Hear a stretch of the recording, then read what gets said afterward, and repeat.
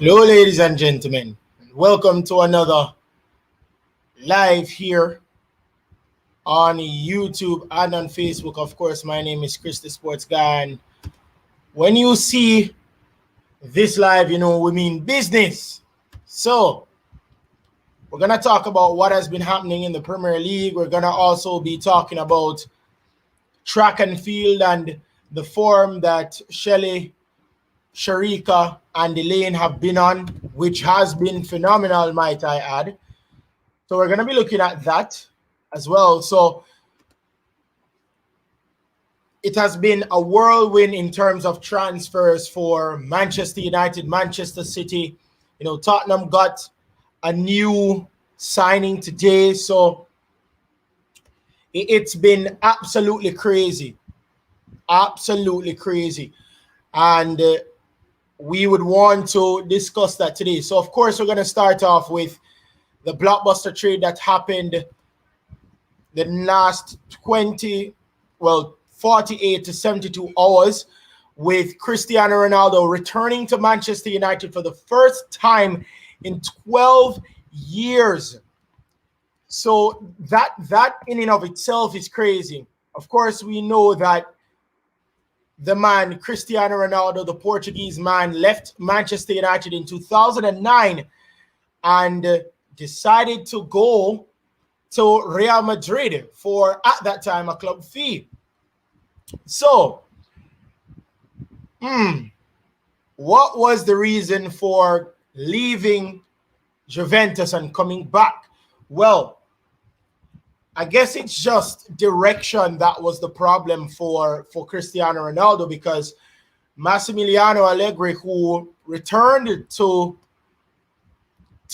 Juventus, did come out and say that Cristiano Ronaldo said that he wanted to leave. He did make mention that he wanted to leave. So, I mean,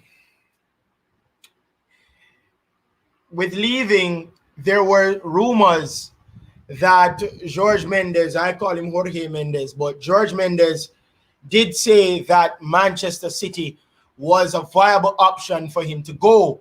Well, a lot of fans let him hear it because they could never let him go to Manchester City. Not after scoring over 100 plus goals, getting a Champions League, Premier League titles, getting his first Ballon d'Or while still at the club. There's no way they could have allowed it. So many legends and fans alike spoke to Cristiano Ronaldo and said to him, listen, you cannot make that transition to Manchester City. It would crush a lot of people. And out came the hate of Cristiano Ronaldo. Cristiano Ronaldo is this, Cristiano Ronaldo is that. And ultimately, people are saying that it was a ruse that Mendes pulled to get that specific trade or transfer for Cristiano Ronaldo. So I'm not sure. I'm not going to get into a lot of conspiracy because I'm not one for conspiracy. I'm one for facts.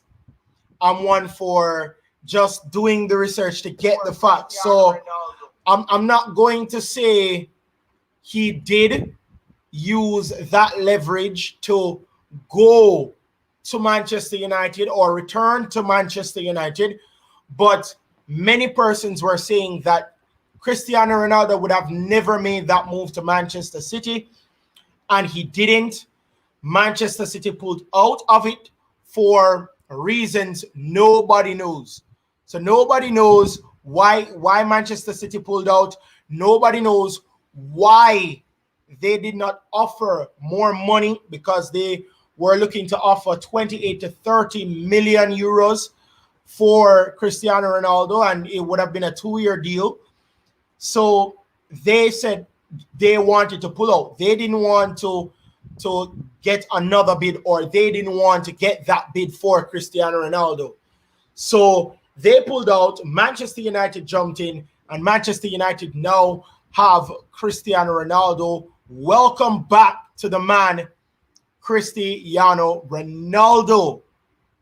Of course, as we speak, PSG, they are playing their league game, and they're leading. The last time I checked was 2-0. Lionel Messi, who made that transfer to, of course, to PSG, he is playing at the moment. He replaced Neymar, so it's okay. So it has just finished. Mbappe was the man of the game, scored a double in that game. Neymar in the 66th minute made his way for Lionel Messi. Didn't do too bad, had an average performance. Had the likes of Kimpembe coming onto the field. Paredes came on, Herrera came on, of course. Kimpembe, I would think, came on for Diallo. Paredes came on for Verratti, and Herrera came on for Georgina Wijnaldum, who also made that transition from Liverpool to PSG. So how are you guys feeling? How's the lockdown?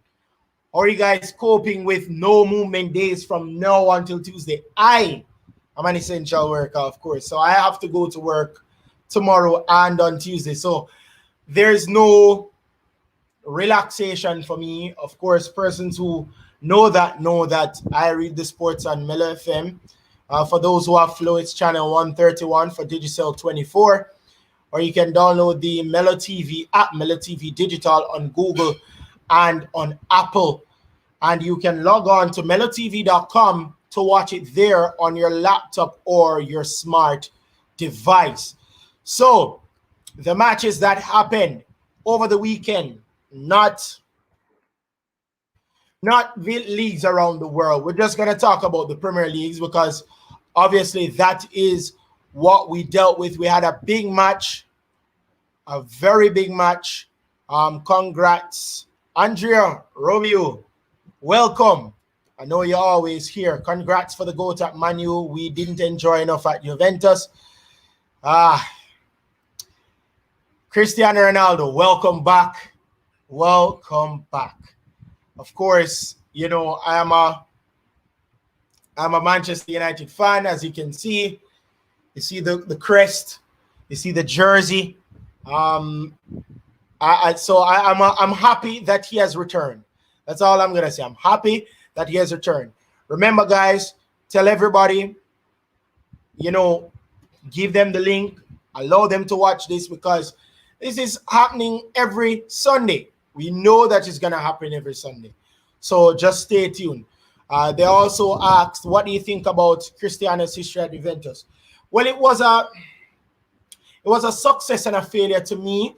And the reason why I said it's a success and a failure, because one of the main reasons why Cristiano Ronaldo left Real Madrid to go to Juventus was to win the Champions League. They couldn't get over the hump. Remember, they went to 2 finals. One against Barcelona, one against Real Madrid, lost both finals. And Cristiano Ronaldo wanted to win another Champions League. So he decided to go to Juventus to achieve that feat. And he wasn't able to. But he did win trophies at Juventus. And I would say it's a success and a failure at Juventus. But not to say that, oh my gosh, they're going to win the league now that Cristiano Ronaldo is there. But they have a very good chance of winning the league because there's an X factor in Cristiano Ronaldo. No matter how old Cristiano is, and he's 36 years old, no matter how old Cristiano Ronaldo is, he is a goal scorer. And goals win you games. We got the defender that we needed, Rafael Varane from Real Madrid. So there's a reunion for the Portuguese man and the French man. Of course, Rafael Varane played at Real Madrid with Cristiano Ronaldo. So there's some level, well, there is some reunion there. So he is joining up with Rafael Varane, Cristiano Ronaldo, but he's an avid goal scorer. And also, the man, Sir Alex Ferguson said that defense win you championships, even though goals win you games. And today, in the match against Wolves, he was very good today. Rafael Varane, very good, or best defender today. We should have lost, in my opinion, but then the 2013-2014 David De Gea came out and had a very good double save. I'm telling you, it would have been 1-1 if Mason Greenwood still scored. It would have been 1-1, but I can tell you that Wolves would have taken the lead had David De Gea not been resolute and not pulled out all the stops. David De Gea was phenomenal today in between the sticks. I thought Rafael Varane did very well on his debut. Got an assist as well for Mason Greenwood's goal. And Mason Greenwood, talking about pull a rabbit out of a hat, when we thought we were going to get another drawn result, there you see Mason Greenwood, who only 3 persons above him have scored more. And you are in some good company, Mason Greenwood, some good company. And he's been phenomenal for Manchester United. And I keep on saying that Mason Greenwood should be a center forward. He is not a winger. He's not a right mid. He's not a right winger. He is a center forward. And if you put him in that position with avid creators like Jadon Sancho, who I didn't think should have been on the left today. I think he should have been on the right. That's his main position. If you have players like Bruno Fernandes and Jadon Sancho providing those opportunities for Mason Greenwood, it's going to be a scary sight to see. So upwards and onwards, Mason Greenwood. Of course, Andrea says, Man United is scary this year. Finally, a defense that deserves this name. Yes, and I did say that if you have a reliable defender beside Harry Maguire, he's going to perform very good. Harry Maguire is a very good defender. Persons don't give him a lot of credit because he has to do a lot of the work defensively for Manchester United, because in the air, Victor Lindelof is not good. He's not strong in the air. He's a very good passer of the ball, might I add, Victor Lindelof, but he's not strong in the air. And that is the difference. And Rafael Varane is good in the air. So you add that, you add Rafael Varane, who has some speed, who can come out of defense with the ball, and you got a defense that you can count on. So congratulations to Manchester United that did get that win today. But we're going to go back to yesterday's game. We start off with that drubbing between Arsenal versus Manchester City. That's all I can say. And Manchester City just run riot. After 70 minutes, they were 4-0 up. 70 minutes, they were 4-0 up. I cannot make this up, ladies and gentlemen. After 70 minutes, Manchester United were leading Arsenal at the Etihad by 4-0. 4. The goal scorers in that 5-0 thrashing were Ike Gundogan, Ferran Torres, Gabriel Jesus, who got a goal and an assist. Ferran Torres got a goal and assist as well. Rodri getting the 4th goal in the 53rd minute. And then in the 84th, so Ferran Torres getting a double and an assist. And of course, the man that finished it off was the man Ferran Torres. So Bernardo Silva was the man that started for Manchester City. And many persons were thinking that he would have been shipped off to somewhere else. And there were rumors that he would have been shipped off.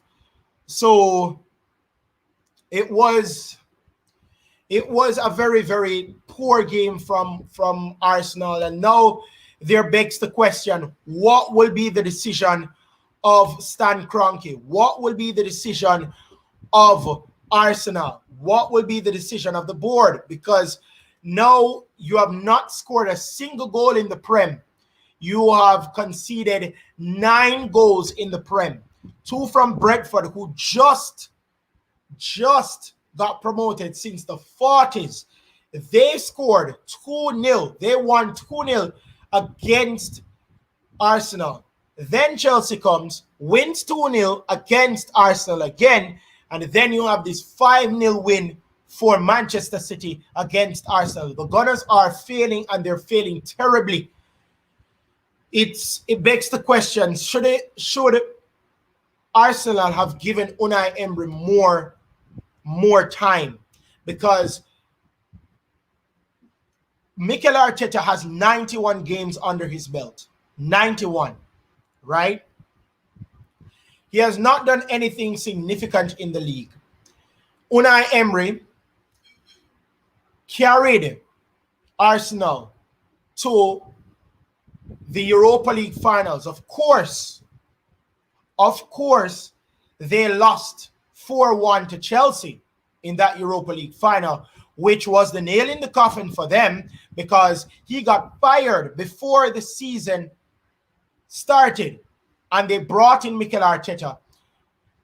And they have now given Mikel Arteta basically 2 seasons, because it's coming on to the first half of this season. He got the first half of a season before, and he had a full season. He has not been able to do anything significant. No, mark you, he did win the FA Cup, and he did win the Community Shield. He defeated Liverpool and Manchester City in the process, which was a good start for him. But maybe that was smoking mirrors for the Arsenal fans, because when they defeated Liverpool and when they defeated Manchester City, Liverpool, who at the time were champions of the Premier League, City, who were really good, we can't deny City's prowess and City's firepower. Arsenal fans were saying, finally, we got a manager that can really take control of this team. And he hasn't done so. He really hasn't done so. And it's very scary and troubling for Arsenal fans, because now you're looking at a man that cannot supply anything for Arsenal, because they have now conceded 9 goals in 3 games. That's 3 goals every game. 3 goals every game. They have played 3 games, conceded 9. They are 20th on the table, and that is very, very scary and concerning for Arsenal. And to make matters worse, there are players that Mikel Arteta started that Arsenal wanted to ship. They wanted to let them go, and Arsenal are now starting them. Mikel Arteta is starting them. So it's very confusing. Andrea says, OMG, Arsenal is scary too, but that opposite meaning of the word. What is the main problem in that mess for you? I think that when you have spent $134 million, pounds, I should say. That's the most by a Premier League club this season. Albeit, City spent 100 on one player. Chelsea spent 97.5 on one player. They have spent $134 million on players this season. They got Lokonga, they got Ben White, they got Aaron Ramsdale, and might I add, Aaron Ramsdale was a part of a Sheffield team that was dreadful last season. Dreadful. When a lot of persons question, was Dean Henderson, who is now back at Manchester United, the reason for Sheffield staying up and being impressive when they were the season before? And Ramsdale came in as the man between the sticks, and he was miserable in that position. They got relegated. I think they won 2 or 3 games last season. That was terrible. I will check it for you guys. That was terrible. Also, guys, I will be having an important guest in this live today.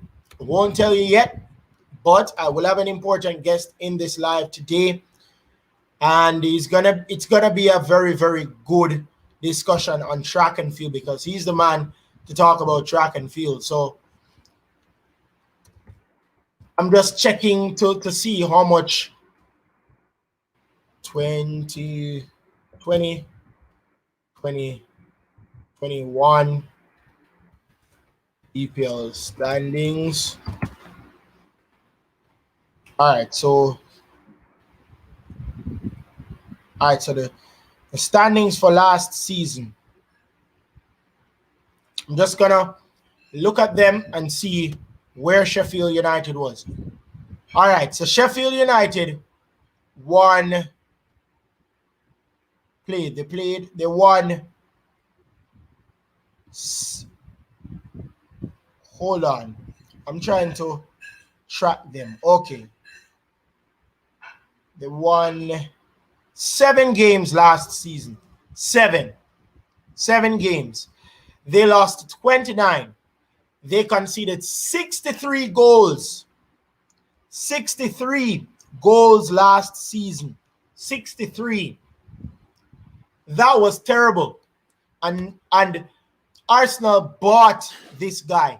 Bought him, Arsenal bought him. So those are deals that you don't make. You need a box-to-box midfielder. Why didn't you go for Maddison? You had the opportunity to go for Aouar. Why didn't you go for him? It's just very, very, very troubling to see that they are not able to capitalize. They're not able to capitalize on these transfers. There are many, many years. And Arsene Wenger talked about the near transfers that they had over the years. And many persons were so upset at Arsene Wenger because they said, oh, you need to make transfers. Fine. Mikel Arteta has gotten Ben White, who's not a bad defender. He did make the final cut in terms of the team going to the Euros for England. So he's not a bad defender. Formerly of Brighton and Hove Albion, was one of the bright sparks for Brighton and Hove Albion next to Lamptey over there. So not a bad defender, right? No problem. Ben White bought him for £50 million, might I add, 50 million. That is a very interesting trade. I personally would not buy Ben White for 50 million. I don't think he's worth 50 million pounds, might I add. But they bought him for 50 million. Okay, fine, no problem. They bought Lokonga and they bought Aaron Ramsdale. Lokonga has been okay for Arsenal so far. And Aaron Ramsdale, he was a part of a team that only won 7 games for the season. 7. If it wasn't for Leno, then I am 100% sure that Arsenal would have conceded much more. Here are the ratings for this entire backline. They went for a 5-4-1. Here are the ratings for the entire backline. Kieran Tierney, 4.7. Saeed Kolasinac, 4.5. Rob Holding, 4.9. Callum Chambers, 4.8. Cedric Suarez, 3. 3. Rob Holding was the highest rated defender for Arsenal. Take out Bernd Leno. Take him out. The outfield defenders, Rob Holding was rated the most in 4.9. 4.9, guys, 4.9. That's atrocious. You cannot have this type of defending. Manchester City's bread and butter is keeping the ball on the floor. Manchester City's bread and butter is to make sure have possession of the ball, not crossing. Crossing actually is their weakest point. And they got 2-headed goals.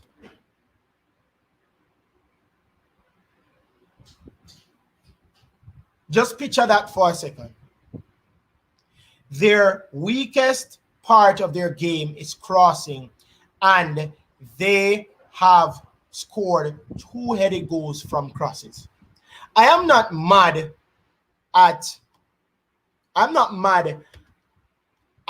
at Arsenal, I'm not an Arsenal supporter. I will never be, man, because I'm actually laughing at them right now. But what I'm saying is that there's no way you can have them scoring from the weakest part of their game. You cannot be that bad in defending.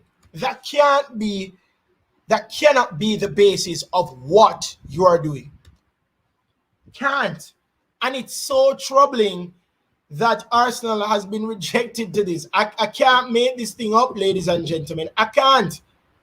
Because Arsenal have not been able to get anything going. They can't. And I think they need to switch managers. Because if you have Granit Xhaka, who was the captain at one point, getting a red, Martin Odegaard cannot necessarily change the complexity of the game. Smith Rowe, who has been one of your best young players, cannot change the game. Bukayo Saka having a rating of 5.6. There's no way. The average of this whole team was 5.29. The average of City was 7.79. The lowest rated player on City was 6.7, Kyle Walker. The highest rated player on Arsenal was 6.2. That's bad. That's bad. But anyways, let me know in the comments, the live chat, if you think that Mikel Arteta should go. Let me know in the live chat if you think Mikel Arteta should go, because many persons are calling for him to get sacked. Persons are calling for him to step down and resign. But let me know in the chat what you think about it. Let me know. But going on to the other match of the day, Aston Villa playing Brentford. Brentford, for the first time in over 70 years, promoted to the league. They drew 1-1 with Aston Villa after having a fairly good start to the season. Beating Arsenal in their first game. They would want to continue. The Reggae Boys target Ivan Toney scoring, and then two of the signees from Aston Villa, Emiliano Buendia from Norwich, formerly of Norwich City, and Danny Ings, formerly of Southampton, were the ones involved in the equalizer for Aston Villa. Ivan Toney scoring in the 7th minute after Pontus Jansson put him through. And then Danny Ings, the man that set up Emiliano Buendia, in the 13th minute, 6 minutes later, was the equalizer. And that's how it ended, 1-1. And then Everton, they are off to a flyer. They won by 2-0. Demarai Gray scoring in the 41st minute, and then Dominic Calvert-Lewin scoring a penalty in the second was the difference maker for Everton against Brighton and Albion. And then Newcastle, a 4-goal thriller, 2-2 for Newcastle and Southampton at St. James's Park. Callum Wilson putting Newcastle ahead in the 55th minute. And then Mohamed Elunousi in the 74th equalized for Newcastle, for Southampton. And then it was not done yet. Drama unfolded as the 90th minute produced two more goals. Alan Saint-Maximin in the 90th minute, just on the stroke of 90 minutes, scored for Newcastle. And we thought that was all she wrote, but with 3 minutes added and then a couple more added after that, James Ward-Prowse scoring a penalty after Lascelles was the man that gave them that opportunity from 6 yards. Then we went to another promoted team as Norwich faced Leicester City. Jamie Vardy, the man that put Leicester ahead in the 8th minute, an assist by Ricardo Pereira, the Portuguese wing-back. And then Timo Pukki, that man who was off to a flyer when Norwich was last promoted. He scored in the 44th minute. That was a penalty. And then Mark Albrighton. So a goal and an assist for Jamie Vardy, the difference maker for Leicester City. He as well scored, Mark Albrighton, in the 76th, and that was all she wrote as Leicester City get a 2-1 win against Norwich. And then another 4-goal thriller, another 2-2 draw, West Ham and Crystal Palace at London Stadium. Pablo Fornals in the 39th minute, assisted by Mikel Antonio. And then Mikel Antonio scoring the go-ahead again after Conor Gallagher equalized for Crystal Palace. And then Mikel Antonio in the 68th minute put West Ham ahead. The Hammers were ahead in the 68th minute once more, and then Gallagher scoring a double for Crystal Palace in the 70th. And that was all she wrote again. And then the big match of the day, Liverpool, former champions. They faced off against title favorites, Chelsea, or one of the title favorites, Chelsea. And Kai Havertz actually scored in the 22nd minute, assisted by Reece James. Reece James played very good in the first half, but then made a mistake in the 45th minute and gifted Liverpool an equalizer, penalty.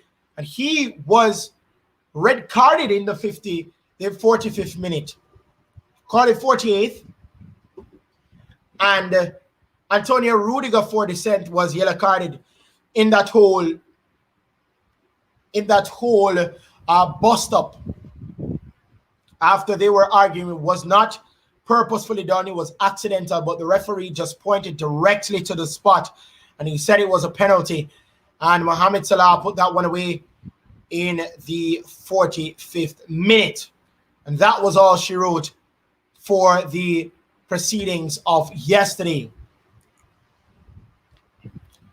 Going to today, what happened?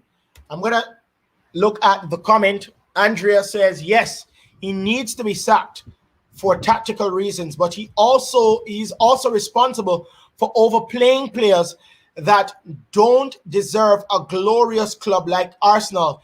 He is the coach and he choose them.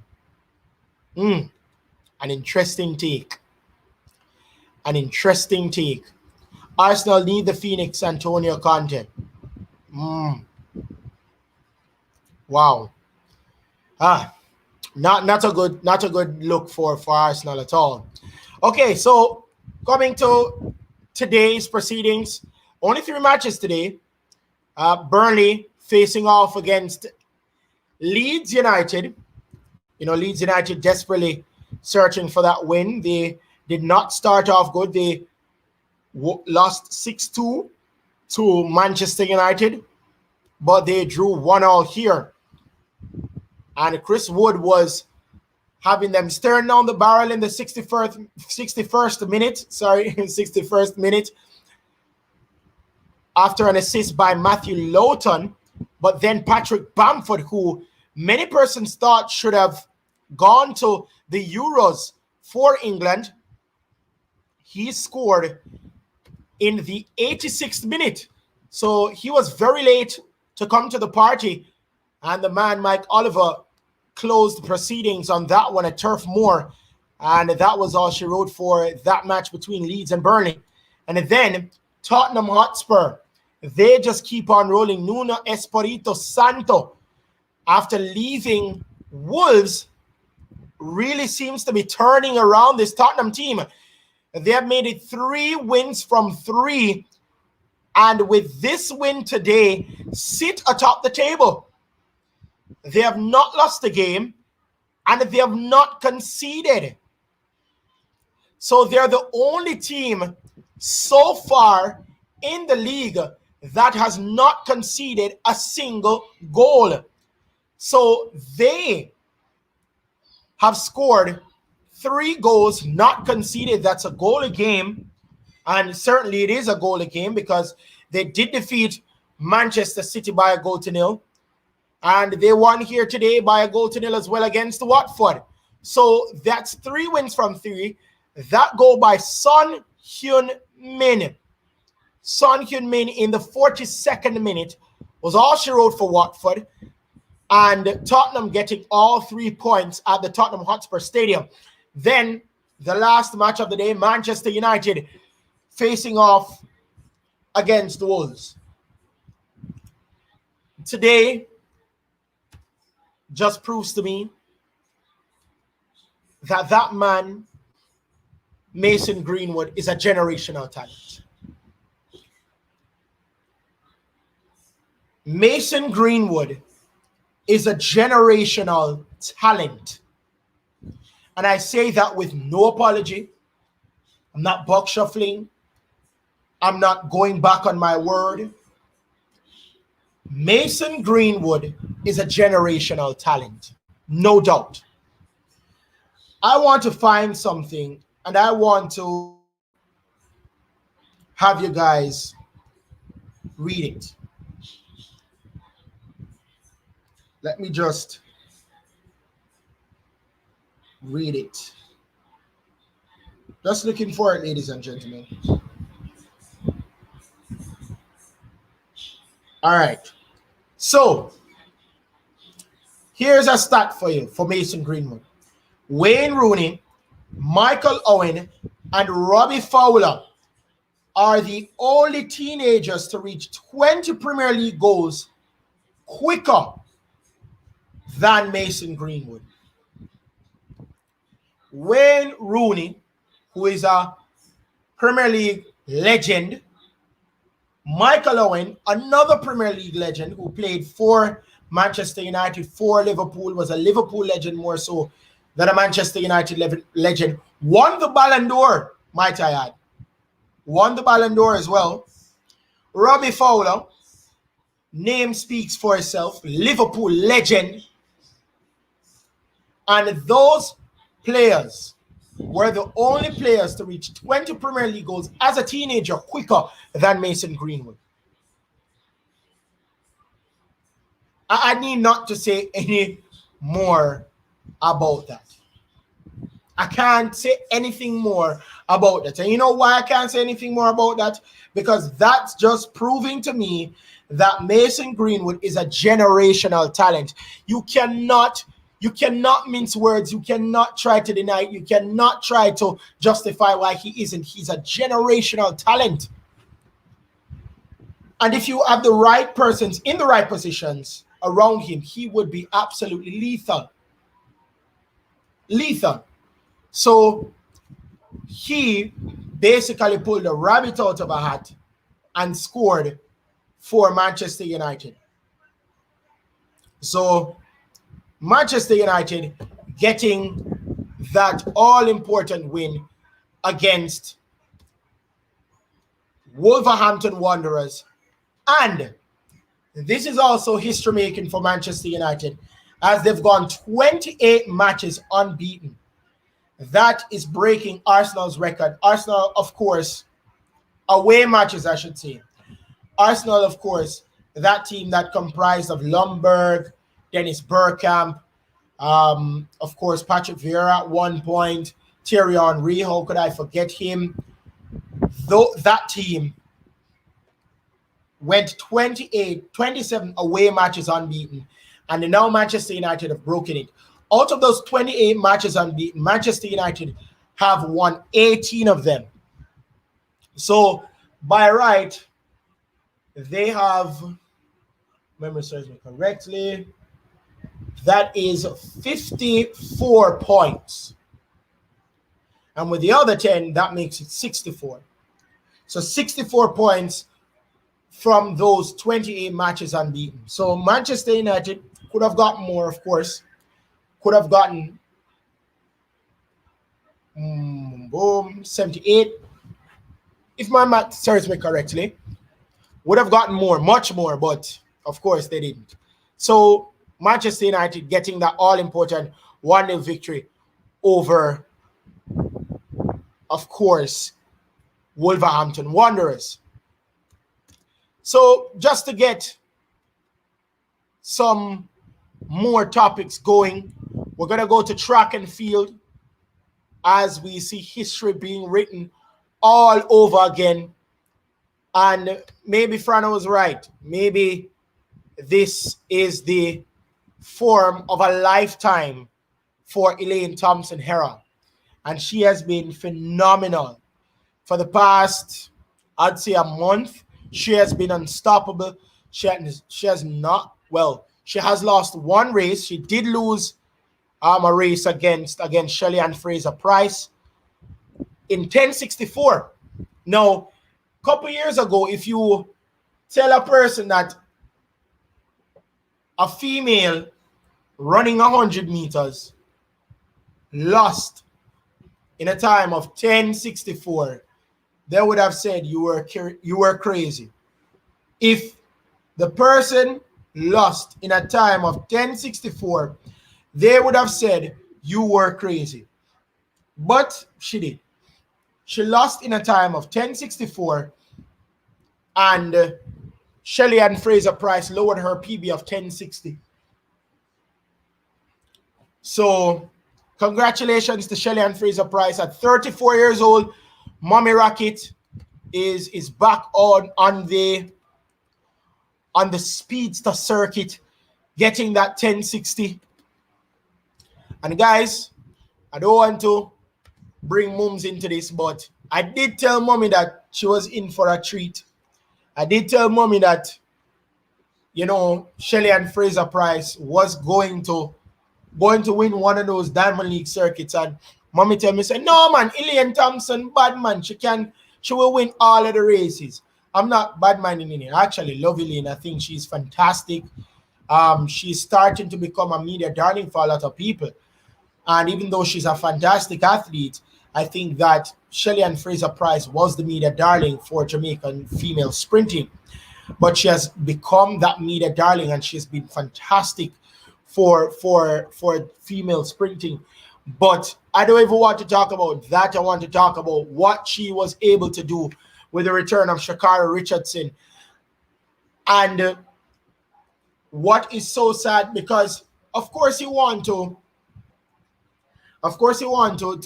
say, okay, well, Sha'Carri, you said you were going to come and you were going to say, you said it's game time, you know what? And you said you were ready for the Jamaican sprinters. And persons were glorifying her coming last, but failed to properly, and I say that with no hesitation, properly acknowledge the fact that Elaine Thompson-Herah has ran the second fastest time in the history of the event. The second fastest time in the history of the event, ladies and gentlemen. 10.54 at the Prefontaine Classic in Eugene, Oregon.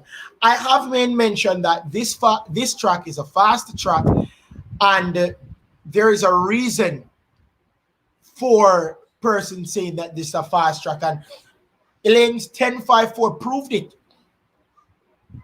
Elaine's 10.54 proved it. So it's absolutely fantastic what she's been doing. It's absolutely fantastic. And then in Lausanne, you run at 10.64. So you run 10.54 in Eugene, Oregon. And then a couple days later, you run at 10.64. Do you guys understand how impressive that is? Do you guys understand how impressive that is? That is fantastic. I can't put it in words how good that is. I cannot put it in words how good that is. So I want to say big ups to Elaine Thompson-Herah. She has done fantastic. She has an Olympic gold medal in a time of 10:61. She broke 10:60. She broke the Olympic record, and now she has the second fastest time in the history of the event at 10.54. So definitely she's the fastest woman alive. But also, when you look at it, we have the second and third fastest women alive. Well, not second and third fastest women in history. We have the fastest woman alive, and the second fastest woman alive. Shelly has 1060, Elaine has 1054. Cannot upset me this summer about track and field. You know, nobody cannot upset me this summer about track and field. Nobody cannot upset me about track and field this summer. You know why nobody can upset me about track and field this summer? The reason why nobody cannot upset me about track and field this summer is because our athletes have done us so well. Our athletes have done so well. And you cannot ask for anything better. You can't. It's not possible. It's not. You can't ask for anything better. So it's been phenomenal what they've been able to do. And don't take anything away from Hansa Parchment as well, because Hansa Parchment did do pretty well. What do you think about Marcel Jacobs' decision not to participate in the Diamond League? All right, so very good question, Andrea. That was pretty strange to me that he was not able. He did pull out, not saying that he wasn't able to, but he did pull out of the Diamond League. I mean, you just won the 100 meter at the Tokyo Olympics with a time of 9.80, which is your PB. So the fact that he wasn't okay. All right. So, Mr. Beckham. How are you, sir? Welcome to the show. Good afternoon. Good afternoon.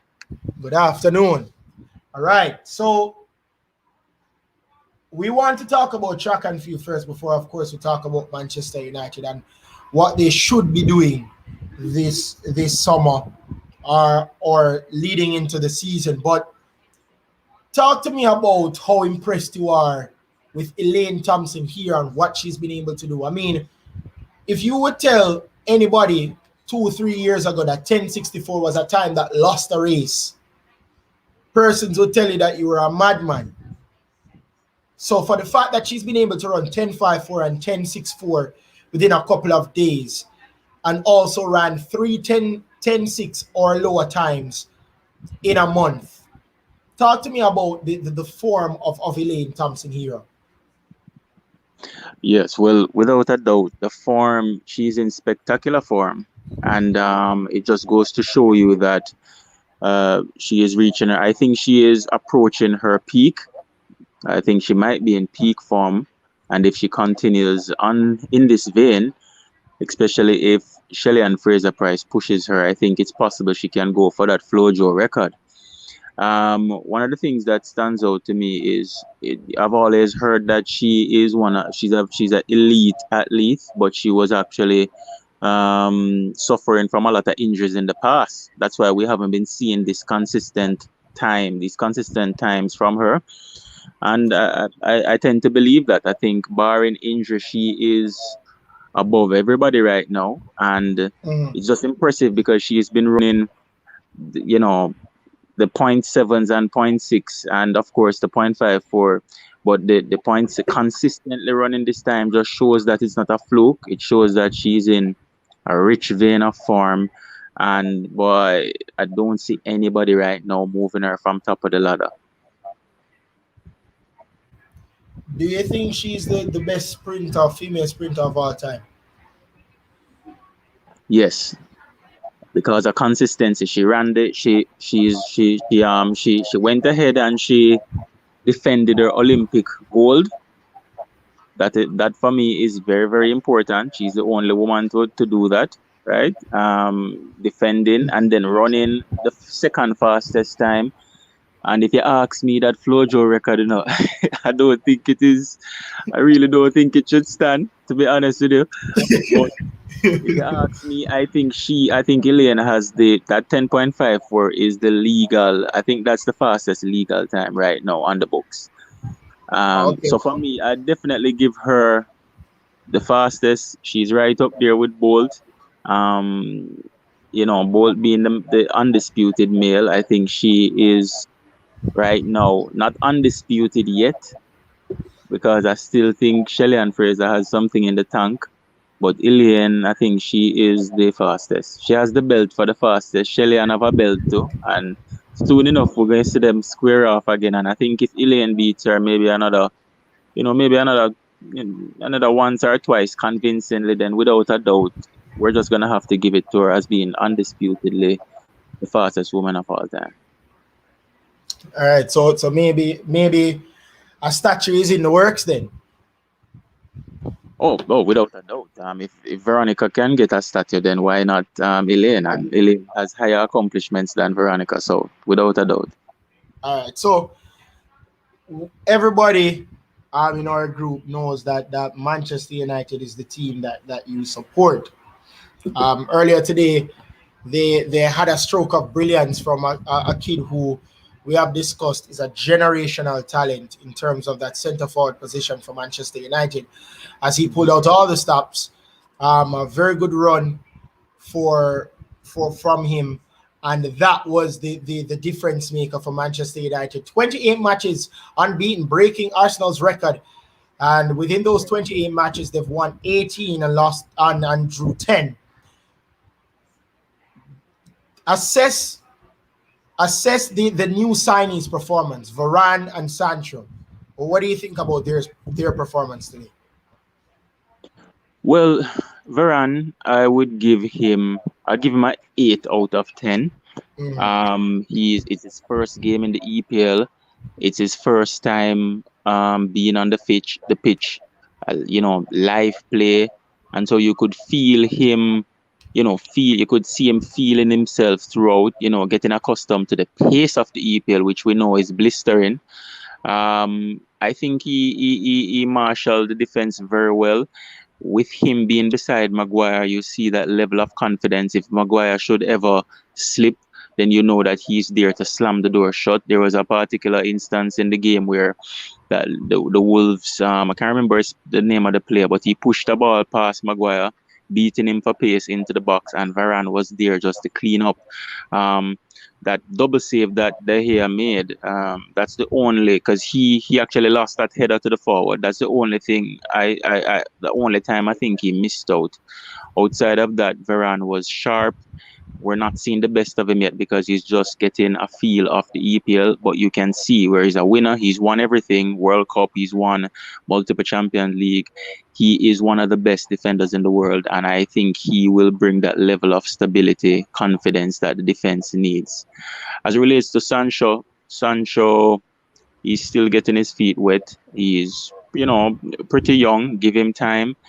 I'm very glad for the pending. Well, it's closed up with CR7, but I think taking a lot of pressure off of him. Ronaldo coming in will take a lot of pressure off him too, because before that Ronaldo signing, everybody had him as the marquee signing, so everybody would have been looking for him for immediate results. Now he can take his time, get into the play. I'm glad that Ole gave him a start today.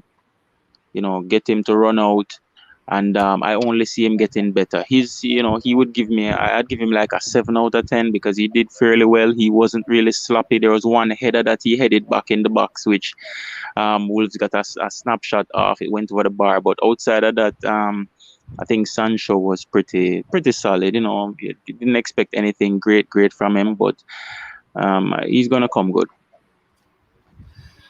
What seems to be the problem for Ole? Because I know you're somebody that always criticize Ole when when he's not performing as he should as a coach.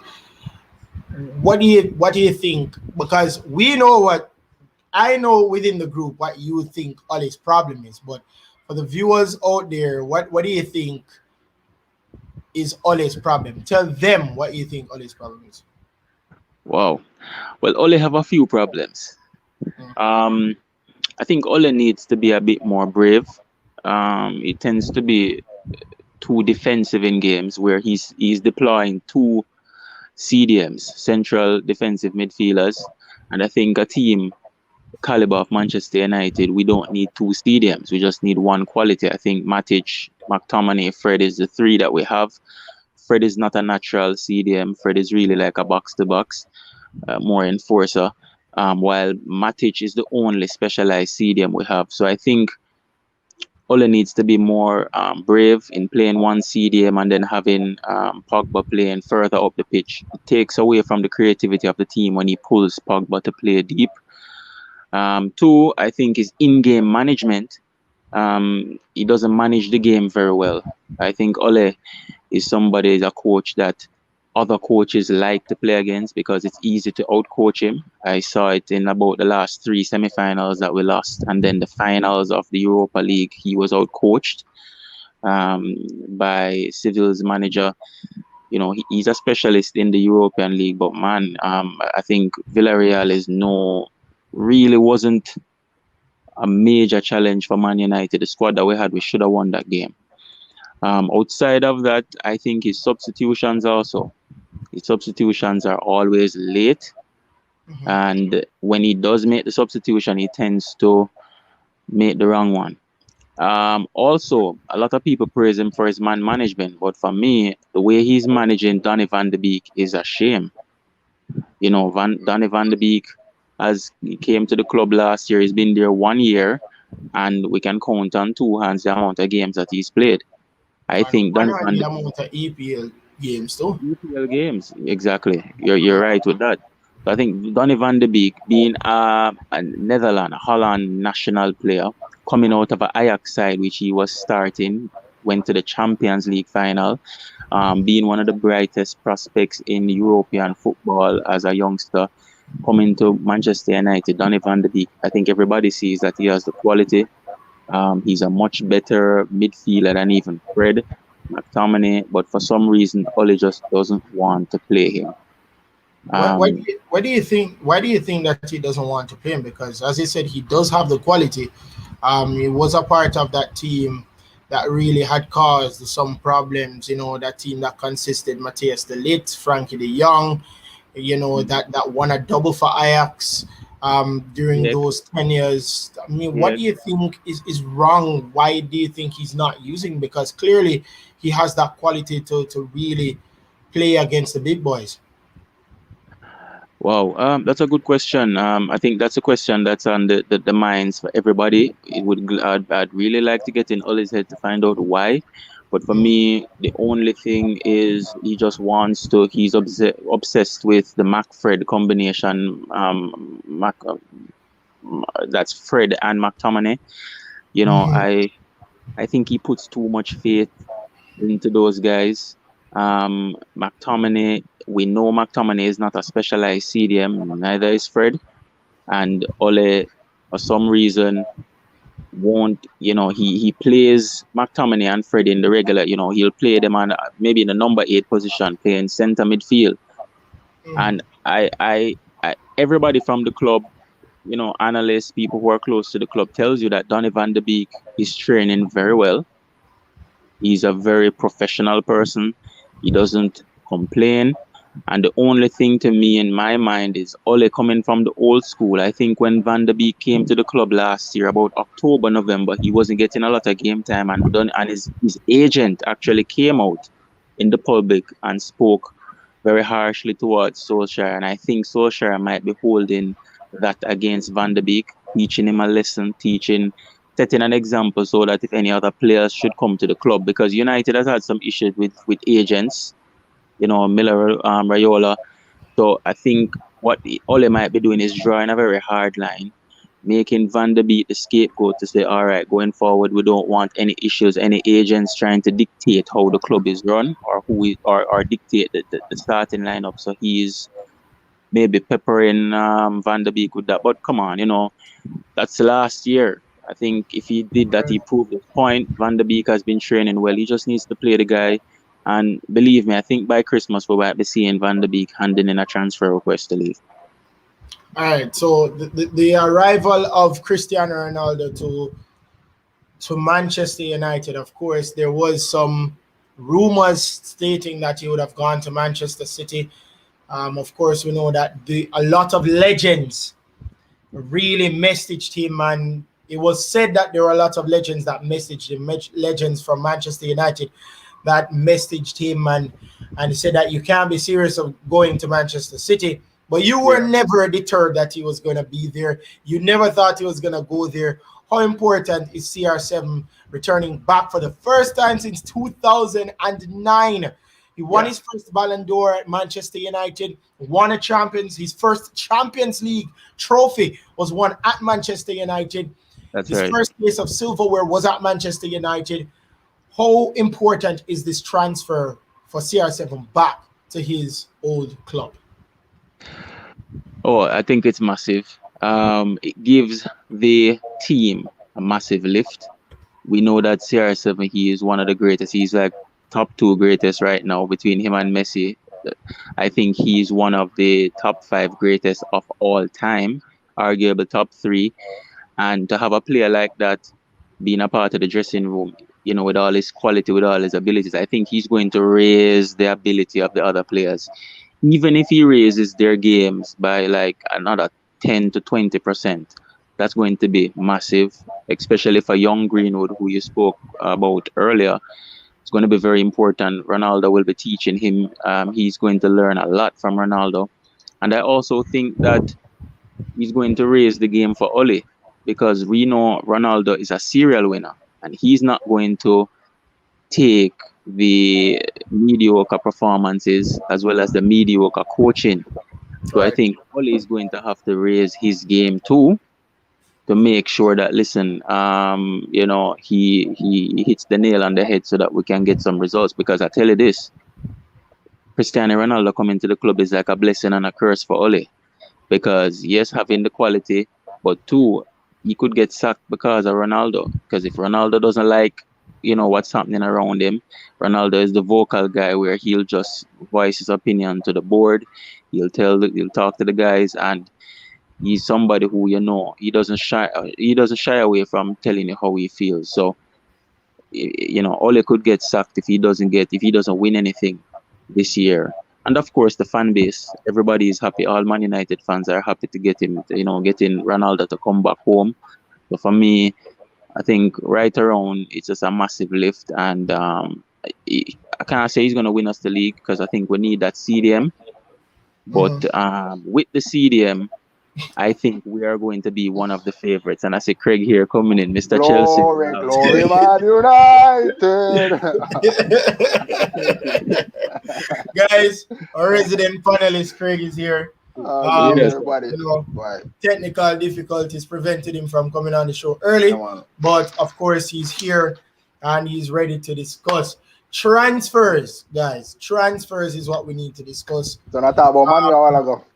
Yes, I was talking about CR7 coming to Manchester United. Of course, we know that Sancho is at Manchester United for Varane, who didn't have a bad game today. Had a pretty decent game today for Manchester United. Was here. But I want to talk about the man who has played for both teams that we all support.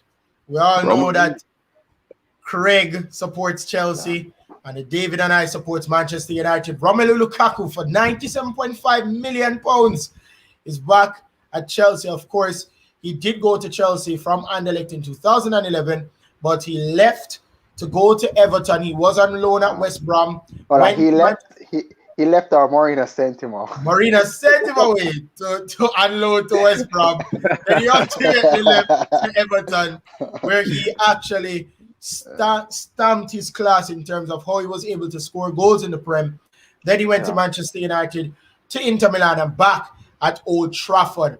Has a goal so far this season. I'll be looking to score more.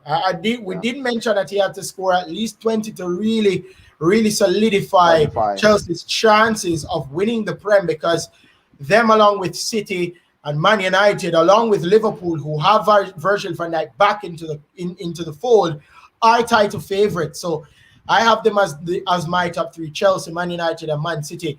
But talk to me about that transfer of Romelu Lukaku.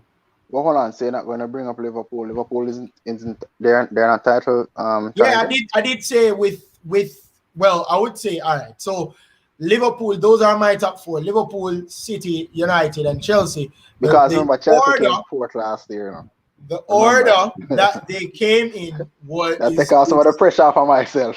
I yeah, but realize, Craig, but your team far superior right now. You get some backup. I think you guys have a very, very good squad now. So Yeah. between you and City, and also this was the top four last season, with City winning the league, United coming Man, second, second. Liverpool, after they had a Liverpool. major drop off with Virgil van Dijk out for the season, they came third, and Chelsea came fourth, along with Leicester coming fifth to round out that top five. So that is my top four. I think from last season, it will remain this season as the top four. But talk to me Yeah. about the Belgian striker coming back to Stamford Bridge. Oh yeah, man. That's as I was saying, speaking like in our unofficially in our WhatsApp group, I was saying if he can give me something similar to what he has been doing, one for Belgium and two at Inter Milan, Mhm. 20 goals won't be a problem in terms of the caliber player that he is, and what he can do. And we've been seeing it so far. It was a bit unfortunate yesterday. To be honest, he was playing up against one of, if not the better defender in the world. Plus, the one man shortage yesterday kind of left him isolated most of the times. But in the first half, he got a chance. As in Havertz should have kind of played him in yesterday, and I think that could have resulted in another goal. He also got a half chance that I think it was an overhead kick, but he kind of scuffed that one. Yeah, but I All right. don't think. But I expect him to contribute to the team. Kind of basically just synergize with the team, because and I still understand that they're 2 games in and they still have a lot to do as a team and to get the chemistry going, which you can see even as regards to the runs that he was making. Made some runs, unfortunately sometimes wasn't service the ball. But yeah, with the games to come, man, it looks like it's going to be an interesting season. Yeah. He has lost a considerable amount of weight Yeah, when man. he was at Inter Milan.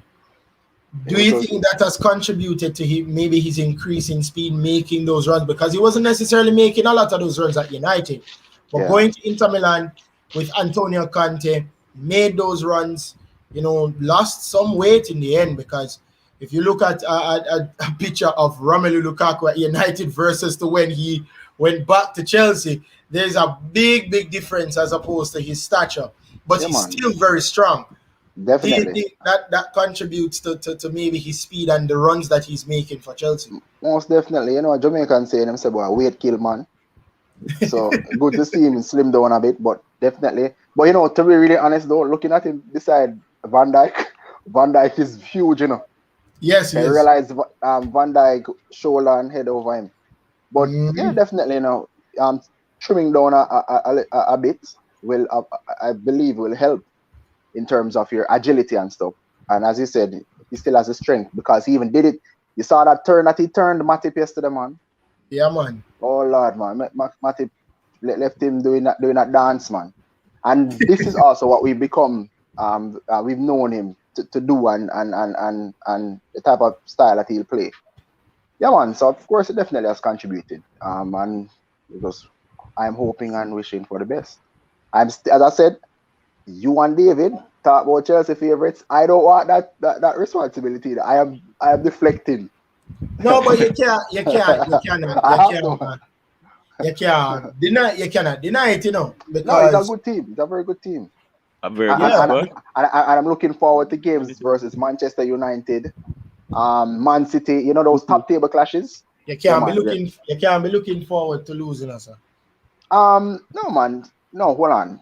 Remember, Chris, as I said, and I've said it to David before. The last time I beat Manchester United, It's No been matter like how 3 good they are. years. Yeah, it's been like 3 years. No matter how good the bad the team be. form. Yeah, Yeah, no matter how Man United form has been off, we show up against the top teams, the Chelsea. better teams. Yeah. And the result yesterday, I can live with that. Mourinho basically taught us that generally when you're playing against the top teams, it's fine.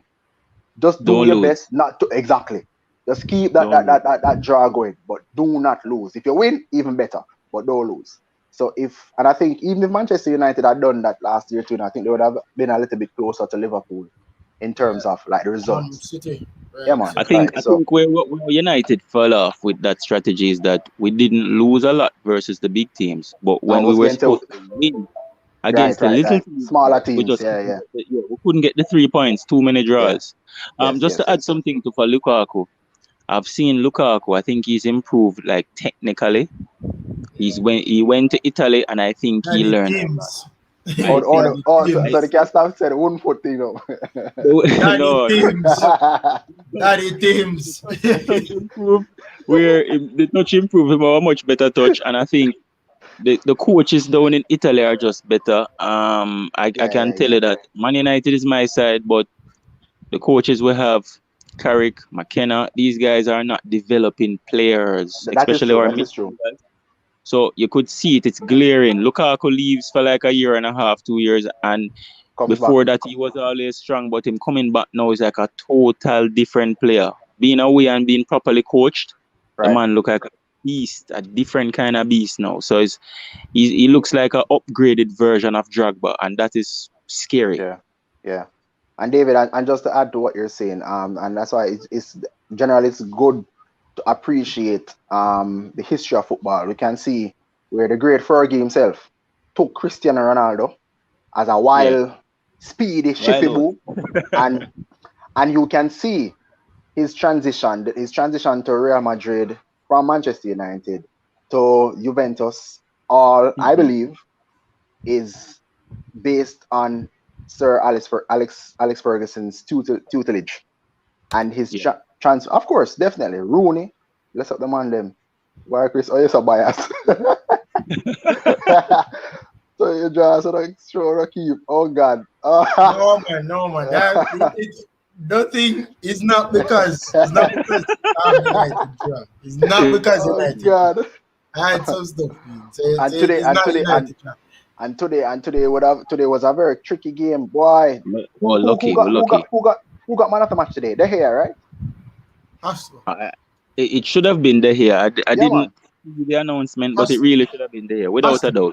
There's no other person, because that double save, the reflex save, and then the intuition, to basically dive left hand. That's why I said the 2013-2014 De Gea, which I believe was one of his if not his best season as a United goalkeeper, came out today. Because I can tell you something. If it wasn't for those saves, I can guarantee you that we would have lost by at least 2-0. Yeah. And it shows that the thing is, Craig, I am failing to understand why is it. Guys, if you hear me call names, is our Bethel group. I fail to understand why Marvin defends Fred so much. Fred cannot play that CDM role in front of the back four. I prefer to play Matic in front of that back four to have some security for that United squad, so that you allow Pogba to be more advanced and be more creative. That's the reason everybody talk about, Pogba is so good for France. You know why he's good for France? He doesn't have to worry about tackling because Kante is there. Yeah. So you have to have that security in front of the back four. If you're going for that 4-2-3-1 or 4-1-1-3-1, because you have him more advanced, then you have to have somebody in front of that back four. You cannot have a man like Pogba, who is not known for tackling, intercepting a lot of plays, to be dropping deep and sit in front of a back four. And then still expect him to give you that outlet pass. Exactly. Chris, just to add to... Who is going to help Bruno? Yeah, I was saying I want to add to what David. I saw David saying something in the group earlier about Matic as well. Matic, from day one, Matic was never a fast player. Never. But his anticipation of the game, he's very strong. Mm-hmm. He's very strong, and he's an excellent reader of the game. So use him. What I say? I escape Anfield. Give God thanks to Anthony Taylor. Hey, every time we see that man, we start praying, and we say, Jesus again. Mark you. Hear what? In the rules of the game, it was a red card. But I believe, in the rules of the game, it was a penalty. Sorry, but I thought that he should have. I'm not sure if you guys saw what he did to view the incident. He never even play it back. He just go there, like the man and play it and just freeze it. You get a picture and say, all right, yes. But what transpired before the ball got there, so it hit Reece James's leg and go up into the ear. And as I say, I'm not disputing the penalty, but the red card, oh God. Suarez deserved the red card when he backed the ball out of the goal. The ball licked Reece James' leg and bounced on him hand. Yeah, give the penalty, but you don't have to give the man a red card and kill the whole flow of the game and make we have to end up roll out the big blue bus. So where is it? The big blue bus. But it was good defensively though. Like honestly, if we can keep this up for the season, yeah man, I think the title look very, very, very, because Liverpool with their fluid and fluent attack and with frustrate the life out of them. We got the Anfield and hold out for that draw with 10 men from the first half, entire second half. That was a good result. I think it was a good result. And you know, if you never get the red, you know, maybe you'd come, you know, win that game 1-0 or even 2-0. A hot one, don't it, David? Yeah. Because Chelsea your defense look very solid. Yeah, the keeper did well too, because I think that Mendy dig out couple well, man. Well. You have a Chelsea have the goalkeeper for UEFA. Mm-hmm. Yeah. I think Chelsea have a very good spine. Your goalie, your centre half, your CDM, and your striker. Any good team with a good spine like that going to well. And United, I think we just need a good CDM, and as I said, Fred is not up to it.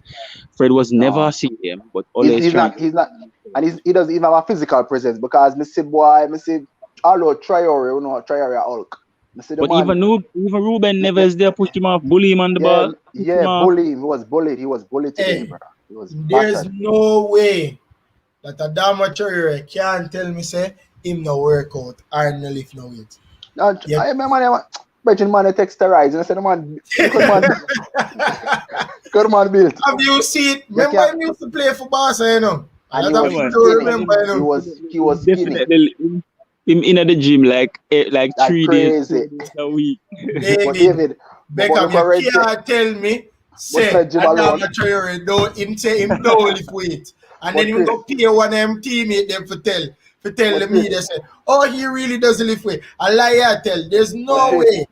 You can't just exercise and build so much muscle. But Chris and David, but Red add to that. Red say, look at my boy got sparred before the match. I love. Yeah, man. No. It's a serious thing, you know. Him island. Yeah, man. He does that every single game. Every game. Because especially when he play against some of the lower teams, they tend to grab onto him and like him hands. So him always oil him hands. Slippery. Yeah, man. Slippery, you can't grab it. Do you think that Paul has cheated sometimes? Yeah. Because if somebody is trying to defend you, right? I'm not saying that they should grab onto your hand, but you're not gonna use your hand. It's a contact sport. But they shouldn't be holding you though. No, I'm not saying that they're holding you. You can push, but you know. You mean for tell me say you're not grabbing. You're not supposed to grab him. You mean for tell me say you want to put your eye on your hand. Somebody try defend you and whoops you slip. No, you get to yourself. You fast, you know, because Adama Traore is not very fast. Him and Hulk, I cannot understand how full of muscle Hulk and Adama Traore is, but they are so quick. Mm-hmm. Hulk will play for Zenit St. Petersburg and went to Chinese Super League. Yeah. Hulk had so much muscle, but he was so fast. He's still fast to this day too. Yeah. So strong. You know, he's naturally a quick player, you know. So the muscle came after. So he gradually added the muscle, and him don't really drop off a lot of the speed. So he was always very quick, and with all of that, him stay fit. And boy, I tell you, he's a handful. United, boy, lucky today, lucky. Wolves just Yeah. unfortunate because they played 3 Fortune games. favor the brave. Man, they played 3 games. They outplayed even Tottenham the first game, and they lose all 3 of them 1-0. Alright. All three of them. Can you imagine? And And they have the third highest shots on target for the season, which is about, I think only City and Liverpool have more shots on target than them, and they haven't scored How much goal them score? none. zero. None. Zero. Wow. And you see That's football, crazy. their coach now, Nuno Espirito Santos, he's gone to Spurs, and Spurs Right, win Tottenham. all 3 games by 1-0, while them lose all 3 by 1-0. London is for Tottenham. Yeah, Yeah, what the North London. Because let me tell you, that they're two completely different spectrums. Because you have a team that has scored 3 goals, won 3 games in Tottenham Hotspur. Mhm. And now you have a team like Arsenal who has conceded 9 goals, has not scored a single goal all season in the Prem, I should say, because they did win 6-0 in the EFL Cup first round. And they've lost all 3. Craig, what is going on at Arsenal? Seriously, what's going Brother, on? you can't. I don't know, you know. I like and how you know it bad for Mr. Chelsea not beat them. Because I remember say Arsenal it kind of give us some trouble for the past couple of years as well. No matter how bad they are too. Yeah, but I don't know. They're really I think they need to get some better players. They need to get some quality players. Get rid of Willie and them all man there and try and build a structure. Well, I don't think Arteta is a man for the job. true. I don't think he's a man for the job. And also, well, I know that there's been a confirmation that Corinthians will be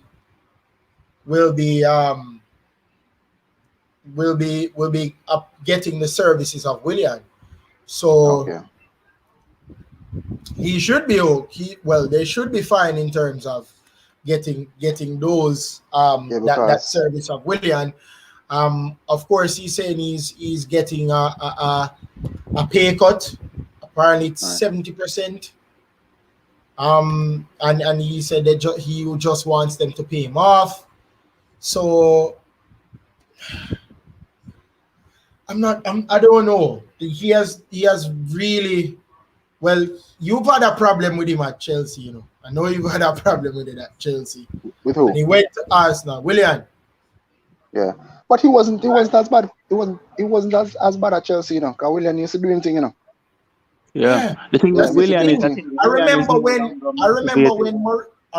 Mourinho was there after he just won the title, and they didn't want him there, and they basically weren't playing up to standard that they were playing, and they got a new coach. Willian was one of the main players during that time that got them up to 10th position because they were on the verge. Because at one point they were on the brink of relegation. They got kicked out the first round of the Champions League because that was 2013, 14. They got kicked out the Champions League the first round, and they were not happy at all. And Willian willed this team, scored some brilliant free kicks, scored some very good goals, and got them up to 10th position. Why all of a sudden the change? Maybe age. Maybe age. I think maybe age or dip in form. But the truth though, as of late, you know, we've seen. Well, I'm seeing from like the Chelsea side. We must see Chelsea players go there. They don't really look as good as they used to. Which I think we've also spoken about that as well. If you go in a particular system, because look, Fabregas came to Chelsea, superstar. Giroud came to Chelsea, superstar. Quite a bit of other Arsenal players came and they flourished. Van Persie left Arsenal, went to Man U. Although, as you know, Van Persie basically, he was always a good player. Mark you, the funny thing though, when Van Persie went to Man U, he was no longer injury prone. You remember that? That's true. Yeah, he was very injury prone at Arsenal. And as soon as the man got Man U, the man come like the man captain, fantastic man. Man are injured again. So I don't know, it could be the system. And the thing is too, you know, it was as you said, it was very rare that you heard that Van Persie got injured in a United shirt. Yeah. So at that point he was also older. So yes, like he the whole was. science was kind of weird because generally as you get older, you would generally get more injury prone. But his Well, situation was the opposite. and I think what made it even better was the fact that Alex Ferguson, I believe, is one of the best, if not the best managers in history as a Definitely. coach, where he sees what your strength is, sees what your weakness is, and works on it. And I think that because nobody can tell me that any other coach can make Anderson, that Brazilian man Anderson, Yeah. a Yeah. star. Nobody could tell me that. And Anderson was flying out of the blocks. Nobody. Him kind of remind me of Fred a little bit. Not in terms of maybe in terms of his ratings because Anderson Yeah. he never really struck me as a Brazilian. No. And think they loved him a lot though. Yeah, think they use him a whole Yep. Fergie We used him need a to lot. check. We need to check Fred passport though to really see if he's a Brazilian, because me just not.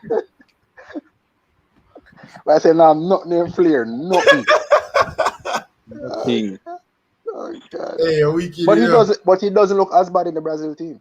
So He do no, he's not. He's not that. well, then again, David did make mention of being beside Casemiro and stuff. So Yeah, Craig, you could play We could beside. have played beside Casemiro. all And of we could have played beside All I Casemiro. could, Yeah. I will look good. Just stick to the basics and just listen to him. I say, if I win the ball, I just pass it, just give the man up front. Mhm. True.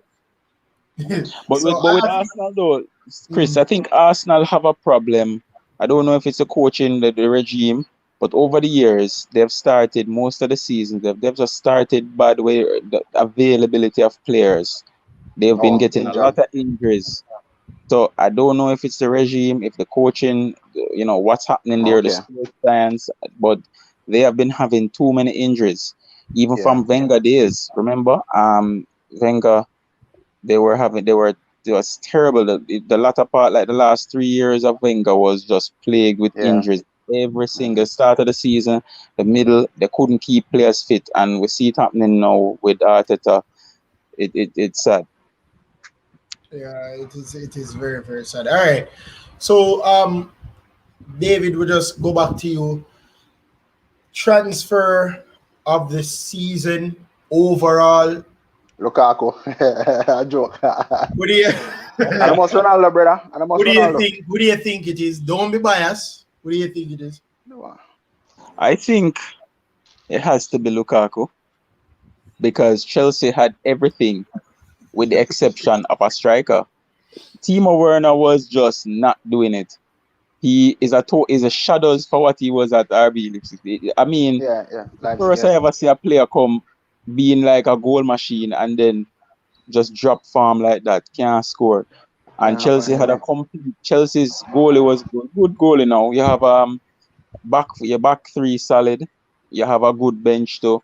Your midfield is even better, and you just needed a solid striker. And I think Lukaku coming in definitely makes Chelsea one of the title favorites. While I think Ronaldo is going to be great for us and it lifts everybody, the fans, the team, the coaching should be lifted by it. I just think that United, he can't give himself the ball. He needs players to give him. He needs a good midfield behind him, and I think we're still lacking that CDM. If we get a good CDM, without a doubt. But right now, I don't see Ronaldo coming in and we're saying yes, we can win the league. Can I comment? What David just said? Yeah, man, no problem. I am going to say Cristiano Ronaldo because and hold on, David, let me just get my point across. Check the man record for the past 4 years. The man give 30 plus goal every season. Not only that, Ronaldo, the man, and David also alluded to this. Ronaldo is a serial winner. You think Ronaldo will go down at Manchester United and sit down and see Alfred on the field of the foolishness and don't say something about it? No, make it talk. David. That's true. I honestly think, David, that this might be a blessing for Van de Beek, because you best believe if Van de Beek trains with Christie and Christie sees it, and we know how Christie is vocal, maybe Van de Beek will get that start that we desperately want him to get. Oh. Well, I hope so. I hope I am wrong. I David, hope you know I'm wrong. Ronald, But you see, David, I know Ole being stubborn. He David, is no matter what, him you stubborn. know Ronaldo. Ronaldo don't play people, man. Ole, Ole, Ole, Ole better sit down, guys. I say, no, because look here. All right. So the thing is, I'm saying if it was a situation that we try, and you guys try these players and they were not successful or it didn't work, then I could understand. But me not think the young youth them I get a chance. I know when I see Van de Beek play, no?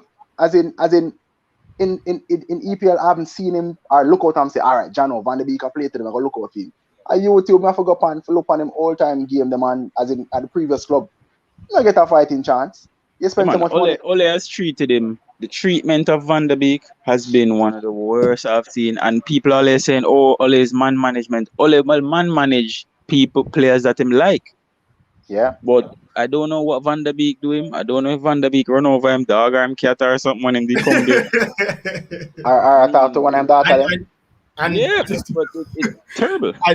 and to be honest, because I think what people is using, I think what's clouding their judgment is how Ole has been able to manage Cavani. I think last season, and I'm not going to say that he has been able to manage a lot of people properly, but I think last season he managed Cavani the best out of any United player.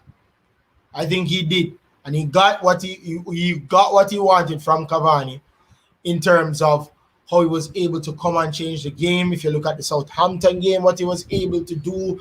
If you look at the game where he scored the bomber from mostly half line in that Fulham game. So I think that he managed Edison Cavani, how a manager should manage an entire team.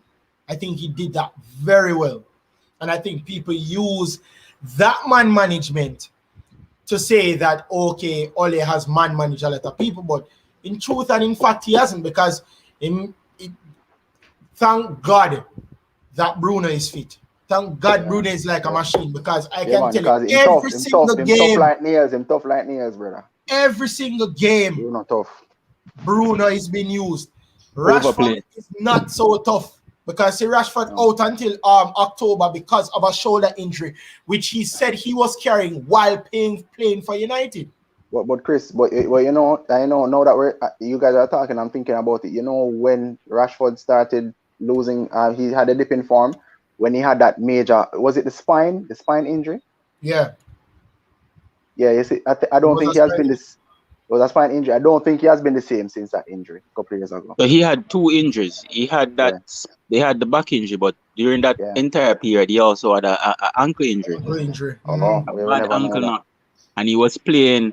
He had to be taking like shots before the game, and Ole kept on playing him. For 90 minutes too. 90 minutes. I think maybe that is why him have the dip.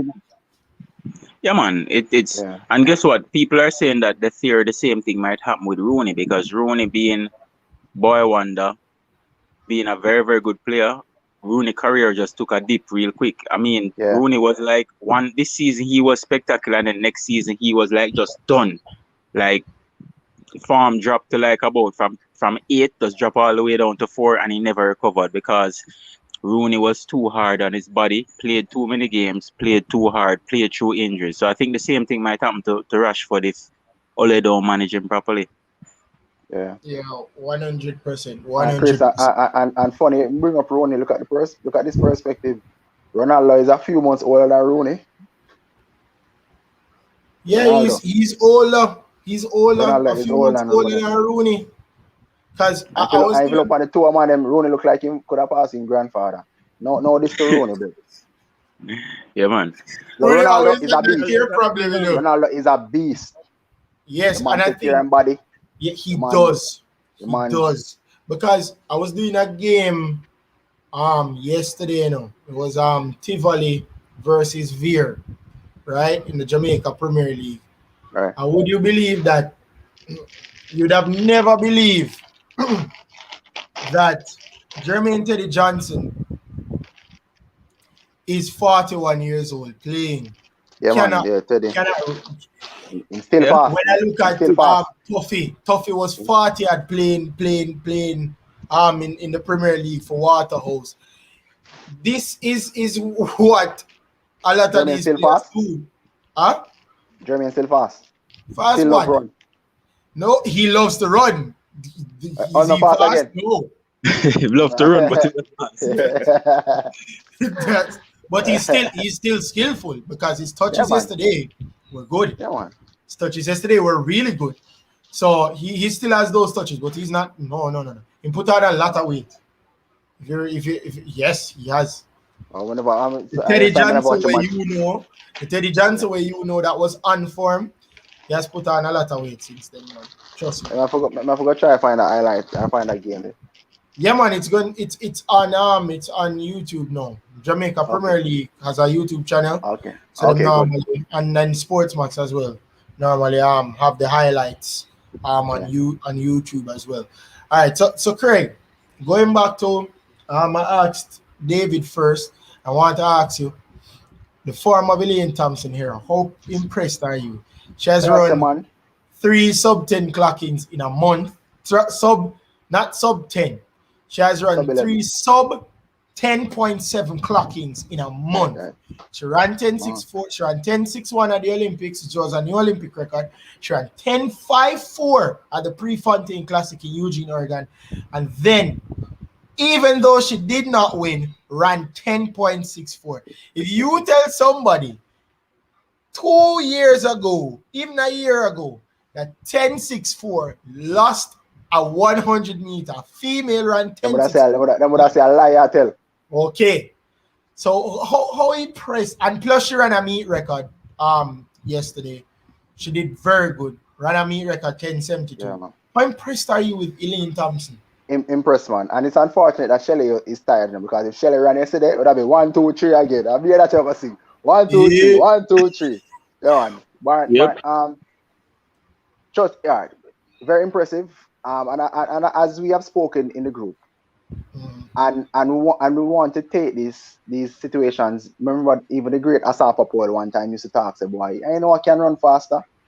Do not put off what you can do today for tomorrow. I hope to God that she can really get closer to that world record, if not break it this season. Because I'm not saying that she can't break it next year, no, but anything can come happen next season.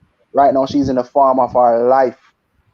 So, and we should also acknowledge that Elaine is injury prone too. Yeah.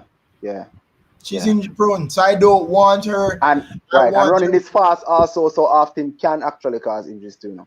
Exactly. So and I think maybe that is even one of the reasons why Shelly Herah. Marcus, Shelly is what, 5 years older? Shelly Herah. Yeah, I think I think she's 6 years old. 5. Same thing. Shelly is 34, and Elaine I think is 29. 29, yeah. Mm-hmm. But David and Chris, why are they feeling these events are close to each other? Thursday and then Saturday? Oh God, man. And I think they're really pressuring. Mercy, man. Yeah. Yeah, I think they're pressuring the athletes, because for you to run the Prefontaine the Saturday and then a couple days after that, as soon as you done that day later or a couple hours after that, you have to dip on a private, because she flew on a private plane over to Lausanne for that Wonder Diamond League meeting in Switzerland. So I think they need to space out that those diamond leagues a bit more, because especially within Olympic seasons, World Championship and Olympic seasons, I think they should space those. Well, not necessarily World Championship, because I don't think it's as rigorous, but I think that Olympic seasons, I think they need to space them out. So I think that is one of the reasons, because at 34 years old, Shelly Ann cannot be running that often. And I think that Elaine, being injury prone, should not be running this often either, because if one false move and she can he can pull a hamstring or something. Yeah. I think with Elaine, though, is I think for the first time in her career, she's enjoying that being healthy and running so well. So it's hard for her to stop running, because she feels so good winning, and it's the first time in her career she just, she running and get and she fit and it feel good winning. So it's hard to just stop. But that's true. She have to pace herself, and the coaching, I guess, will advise her. And that's one of the things where Shelly just going to step out, because 3 days between meets. No, man. Good manager on the David.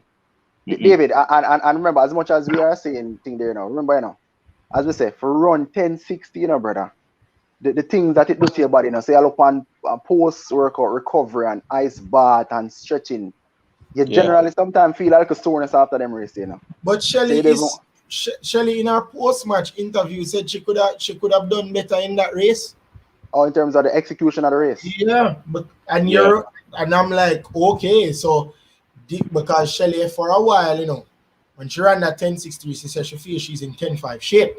Right. Now, barring injury and she executes the race how she feels she can, plus Elaine pushing her. Elaine pushing her, I think she can go under 10.6. I really do. Because Chris and David, based on what I've been seeing, even it's been 4 years now. You see, if Elaine and Shelly start together, we know what we're going to do. Yeah. That's a fact. The only advantage Shelly have over Elaine is to get that gunshot started. And then the track space, they run out of track space. But if them get up together, you know what will happen. That is what I think that I think Shelly was not working on as much. I think her top end speed, if she had gotten it to a certain level, like how Elaine has that top end speed, Elaine couldn't beat Shelly. But if Elaine and Shelly had the same top end speed, it would have been very difficult to beat. It would have been, but that's a part of the whole thing. As in, Shelly's strongest point generally is at the start, the advantage that she would normally have at the start. And so we call her pocket, rocket, and ray. But Elaine, brother, Elaine, that top end speed that top Elaine end speed, yeah, man. Because even the 10.60, if the race was maybe 5 more meters, maybe she should end up get Shelly because she was closing fast. Yeah, she was. She was closing fast. But Chris, we are talking about Elaine and Shelly. We're not talking about Sherika. Sherika is a new bit to the 100, I have been saying this for the past couple of months. She's a new bit to the 100, couple weeks. Oh. Craig, she has just started running the 100 meter in June. Just started running 100 meter in June. And I think it's only one time, once or twice within that 3 month span that she ran over 11 seconds. And those were the opening 2 heats of the Tokyo Olympics. Every other race she has run under 11 seconds. And Chris, and the 2 fastest women in our history beat her. Exactly. Nobody else can beat this woman. Oh God, I feel for Talu, Oh God, Talu was supposed to say, boy, Talu around the race, around times of her life, and Talu can't come better than 4th. See? The thing is, the reason why Jose Marie Talu can't, but I don't know, but Sherika is phenomenal. I think Sherika is how much? 28?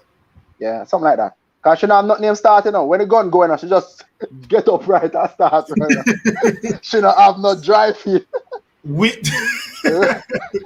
She don't have no dry feet, brother. No, watch when she race again, man.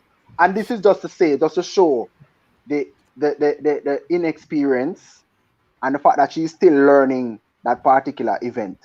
She's 27. Compared to Elaine and Shelly, she run and she do amazing times. She's 27, so she has I think she have just step in for a second here, guys. All right, so she has a good what? 2 Olympics, 3 Olympics left. Maybe 2. I say 3, 2.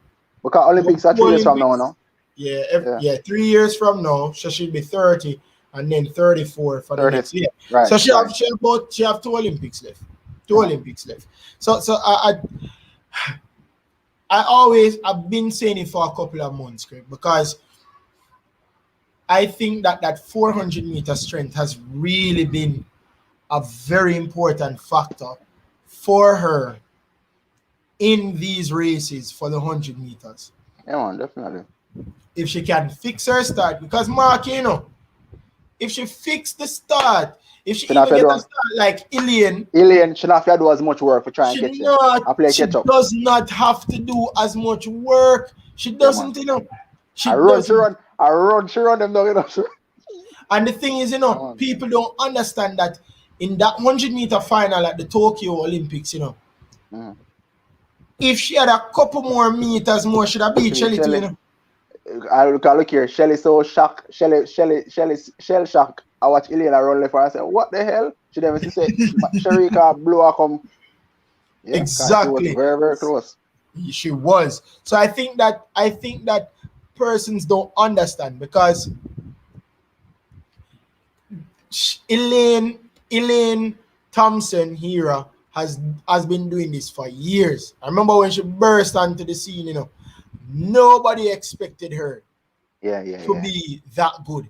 She, as a matter of fact, when she ran the 10-7, the first time people were really paying attention to her and she ran the 10-7, she was in her U-Tech tracksuit. Yeah. And nobody knew, nobody recognized it. And Chris, I have to call her, pronounce her name the way Snoop Dogg call her. Elaine Thompson-Herah. Hurrah. Yeah, I'm prepared for that. It's Elaine, when Elaine burst onto the scene, it was something that nobody expected. Yeah, man. And so you put that into consideration, one. And then I keep on saying, Sharika Jacko Jackson started running the 100 meters. Couple months ago. June. About 2-3 months ago. June, you know. 3 months ago. 2 months ago, she started running the 100 meter professional. And she have a much sub 10? Sub 11? She have a sub 11 at the trials twice. Right. She has a sub 11 twice at the trials because she ran the heat. She ran 10-7 at the heat, 10-7 in the finals. She has a sub 11 clocking in the finals of the Tokyo Games. She has a sub 11 in the Prefontaine. She has a sub 11 in Lausanne, and she has a sub 11. Sub 11, yeah. In the Diamond League meeting the other day when somebody did run there. That's 6 sub 11s in 2 months. Yes, sir. No, there's no way you cannot be impressed with how she has been able to run these races. I think if I am Paul Francis, because Stephen Francis is no longer the head coach at MVP, if I'm Paul Francis, I am making sure that Sharika Jackson works on her start every single day she come train. Definitely. Every day. Because remember, you know, Stephen Francis said that Elaine was working on her starts. I was told that she was doing 250 starts per day leading up to the Olympics. That's Elaine? That's Elaine Thompson-Herah. Okay. And when you saw her in the finals, she got up with Shelly. Yeah, man, definitely. And she left Shelly from about 20 to 30 meters. Yeah, man, she left her.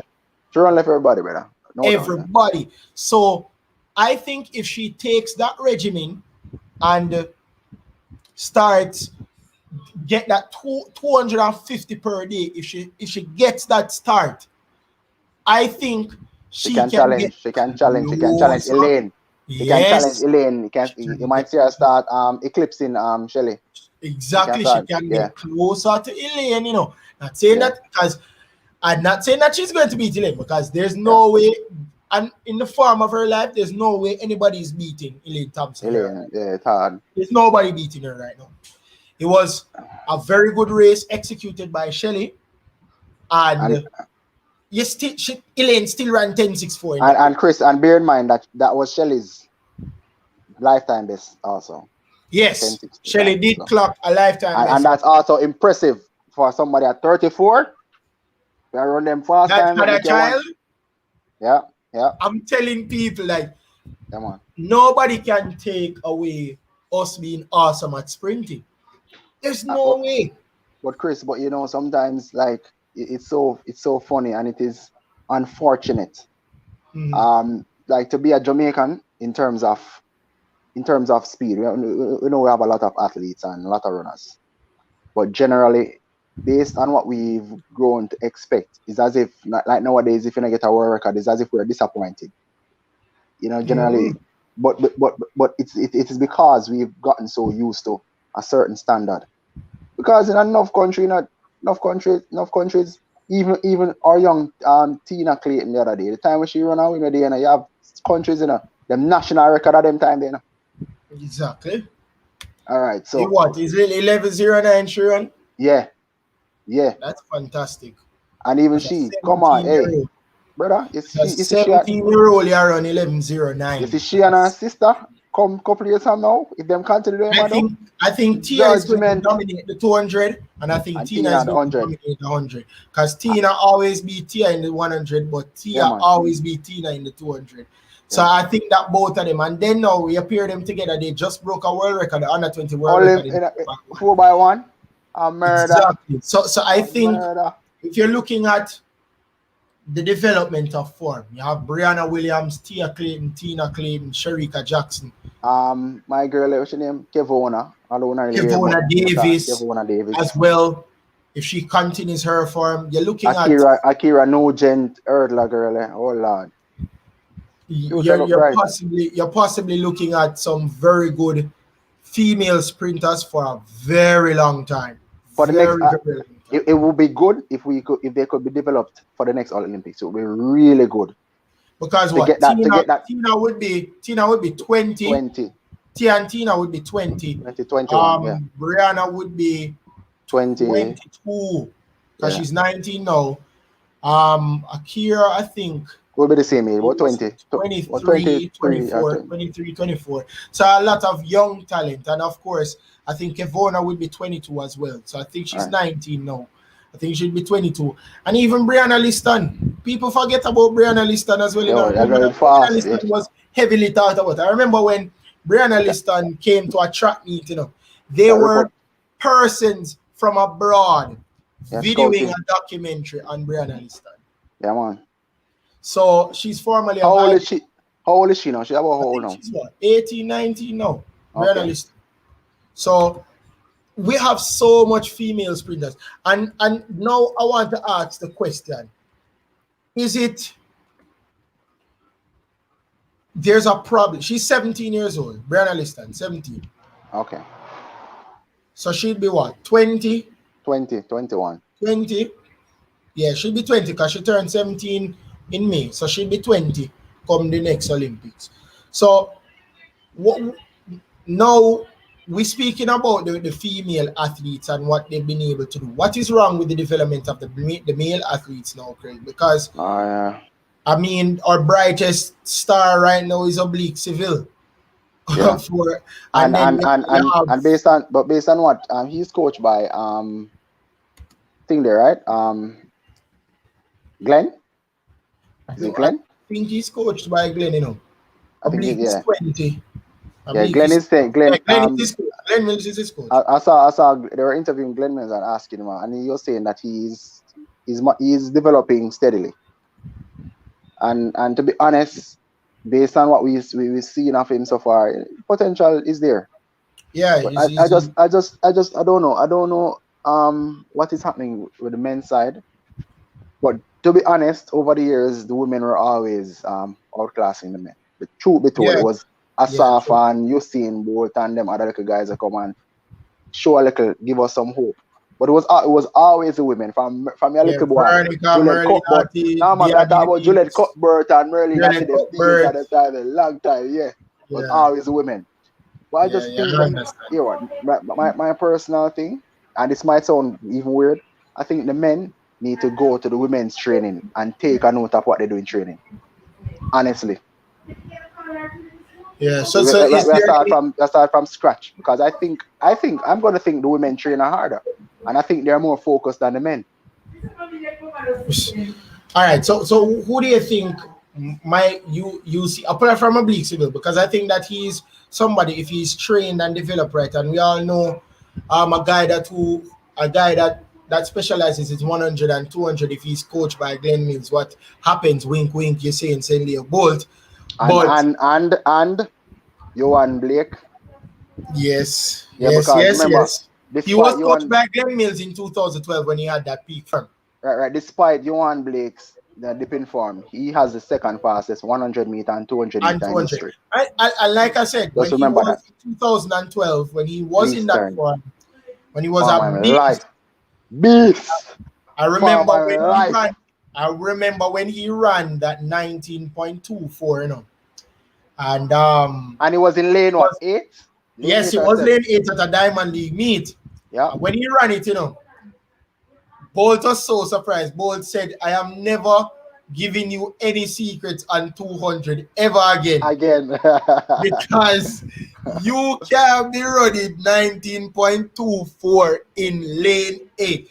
But it's not the first time somebody's running a fast time from lane 8. Because remember, the 400-meter world record that was previously by Michael Johnson, Wade Van Niekerk from South Africa broke that world record out of lane 8.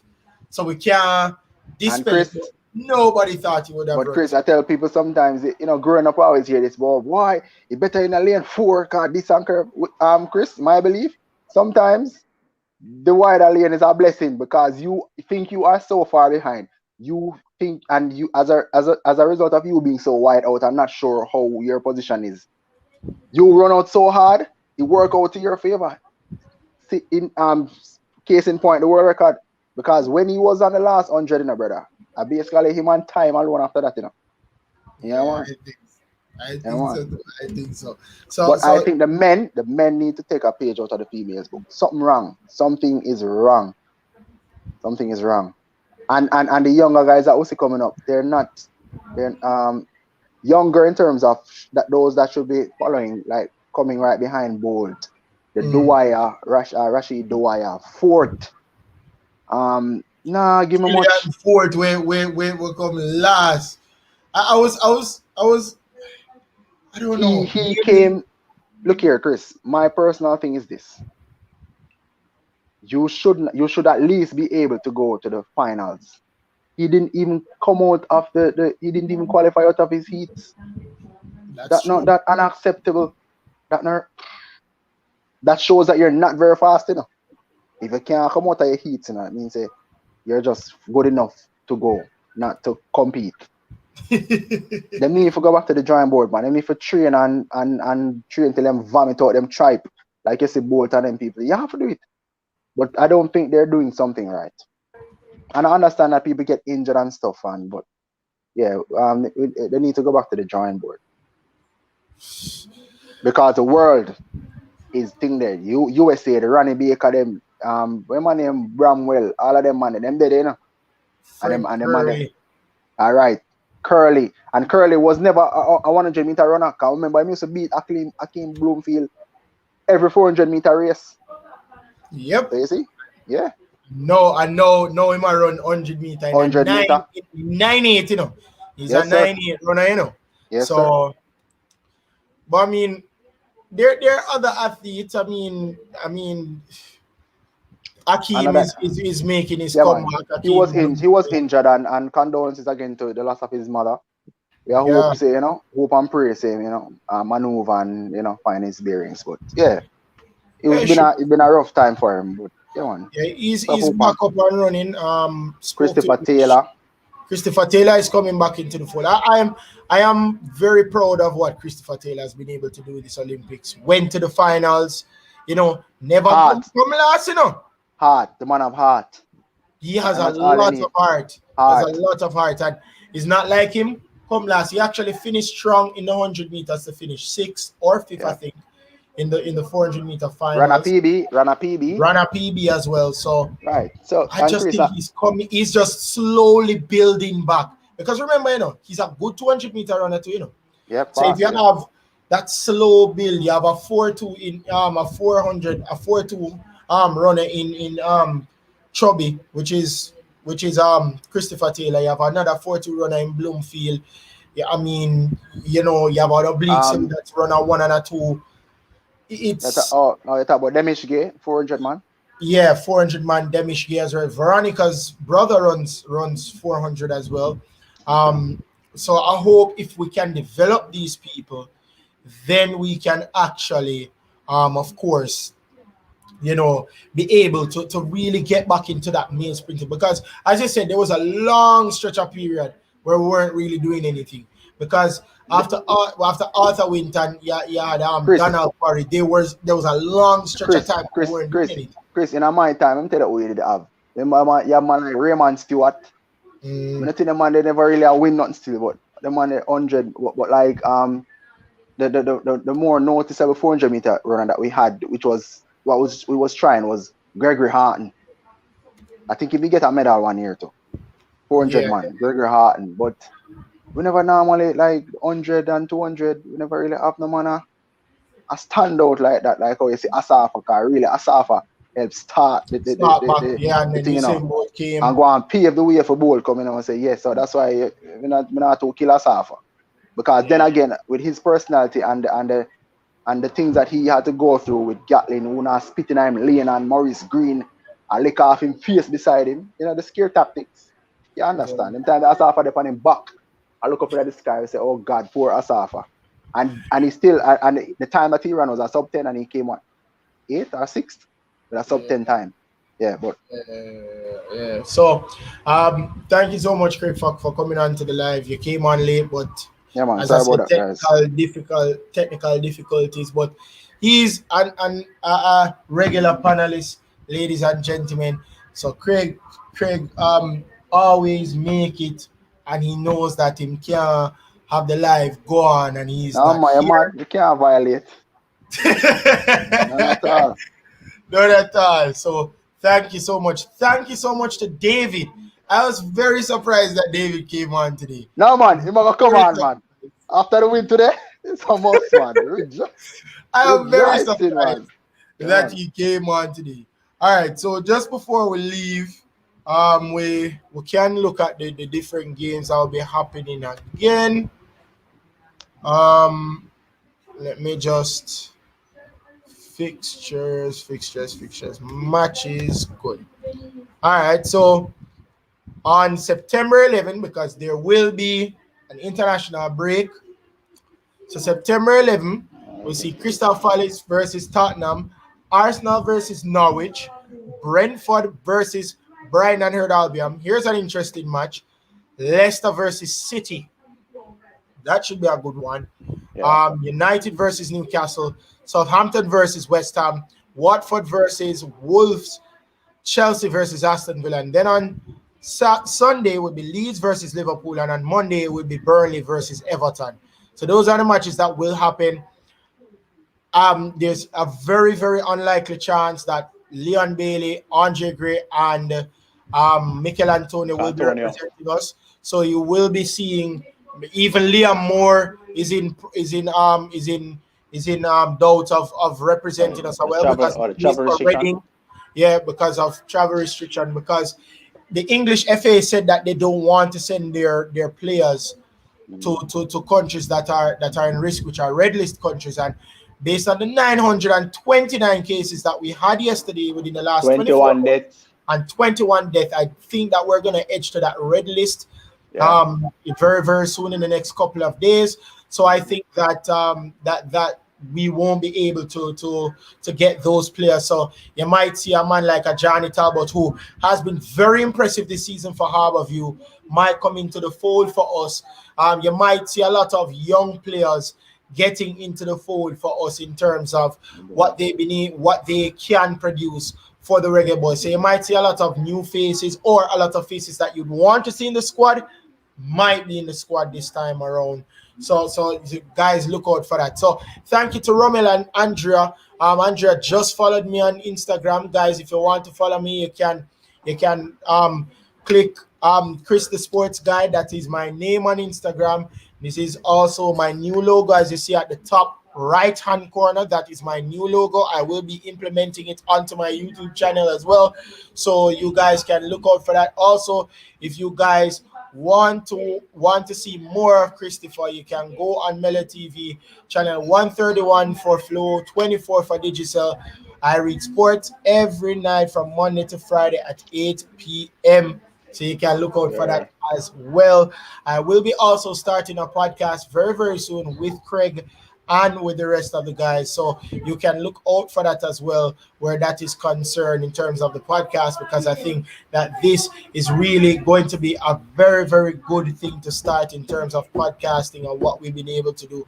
So you guys can look out for that. But thanks again, Craig, for joining. Thanks to David as well for joining. Guys, don't forget to like, share, and most importantly, subscribe. We are on the road to 300 so far, but you see 500 because I want to achieve 5 before the end of the year. and it's at 182. So everybody, you cannot have it stuck at 182. You have to like, share, and most importantly, subscribe. I realize a lot of people are not subscribed and watch the videos. Guys can't do that. Remember, subscribe.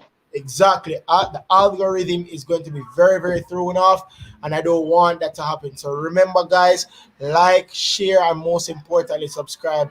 Craig, thanks again. It's been awesome always talking to you. And guys, thanks for having me. See you guys on Sunday. Craig, don't run. If you lose to Aston Villa on the 11th of September, please don't give me no excuse. When I lose, man.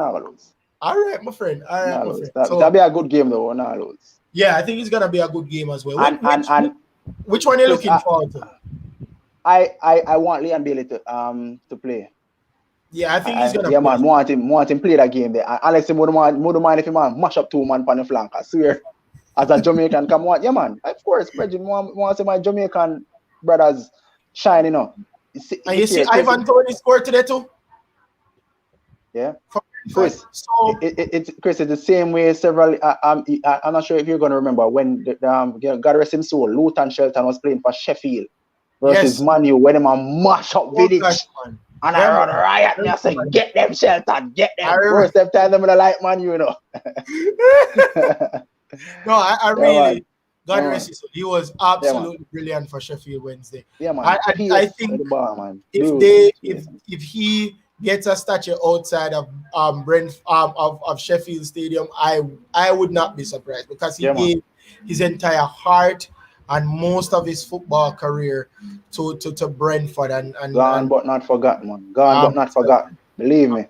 I'm telling you. So again, thanks to Craig for joining. Thanks for David for joining as well.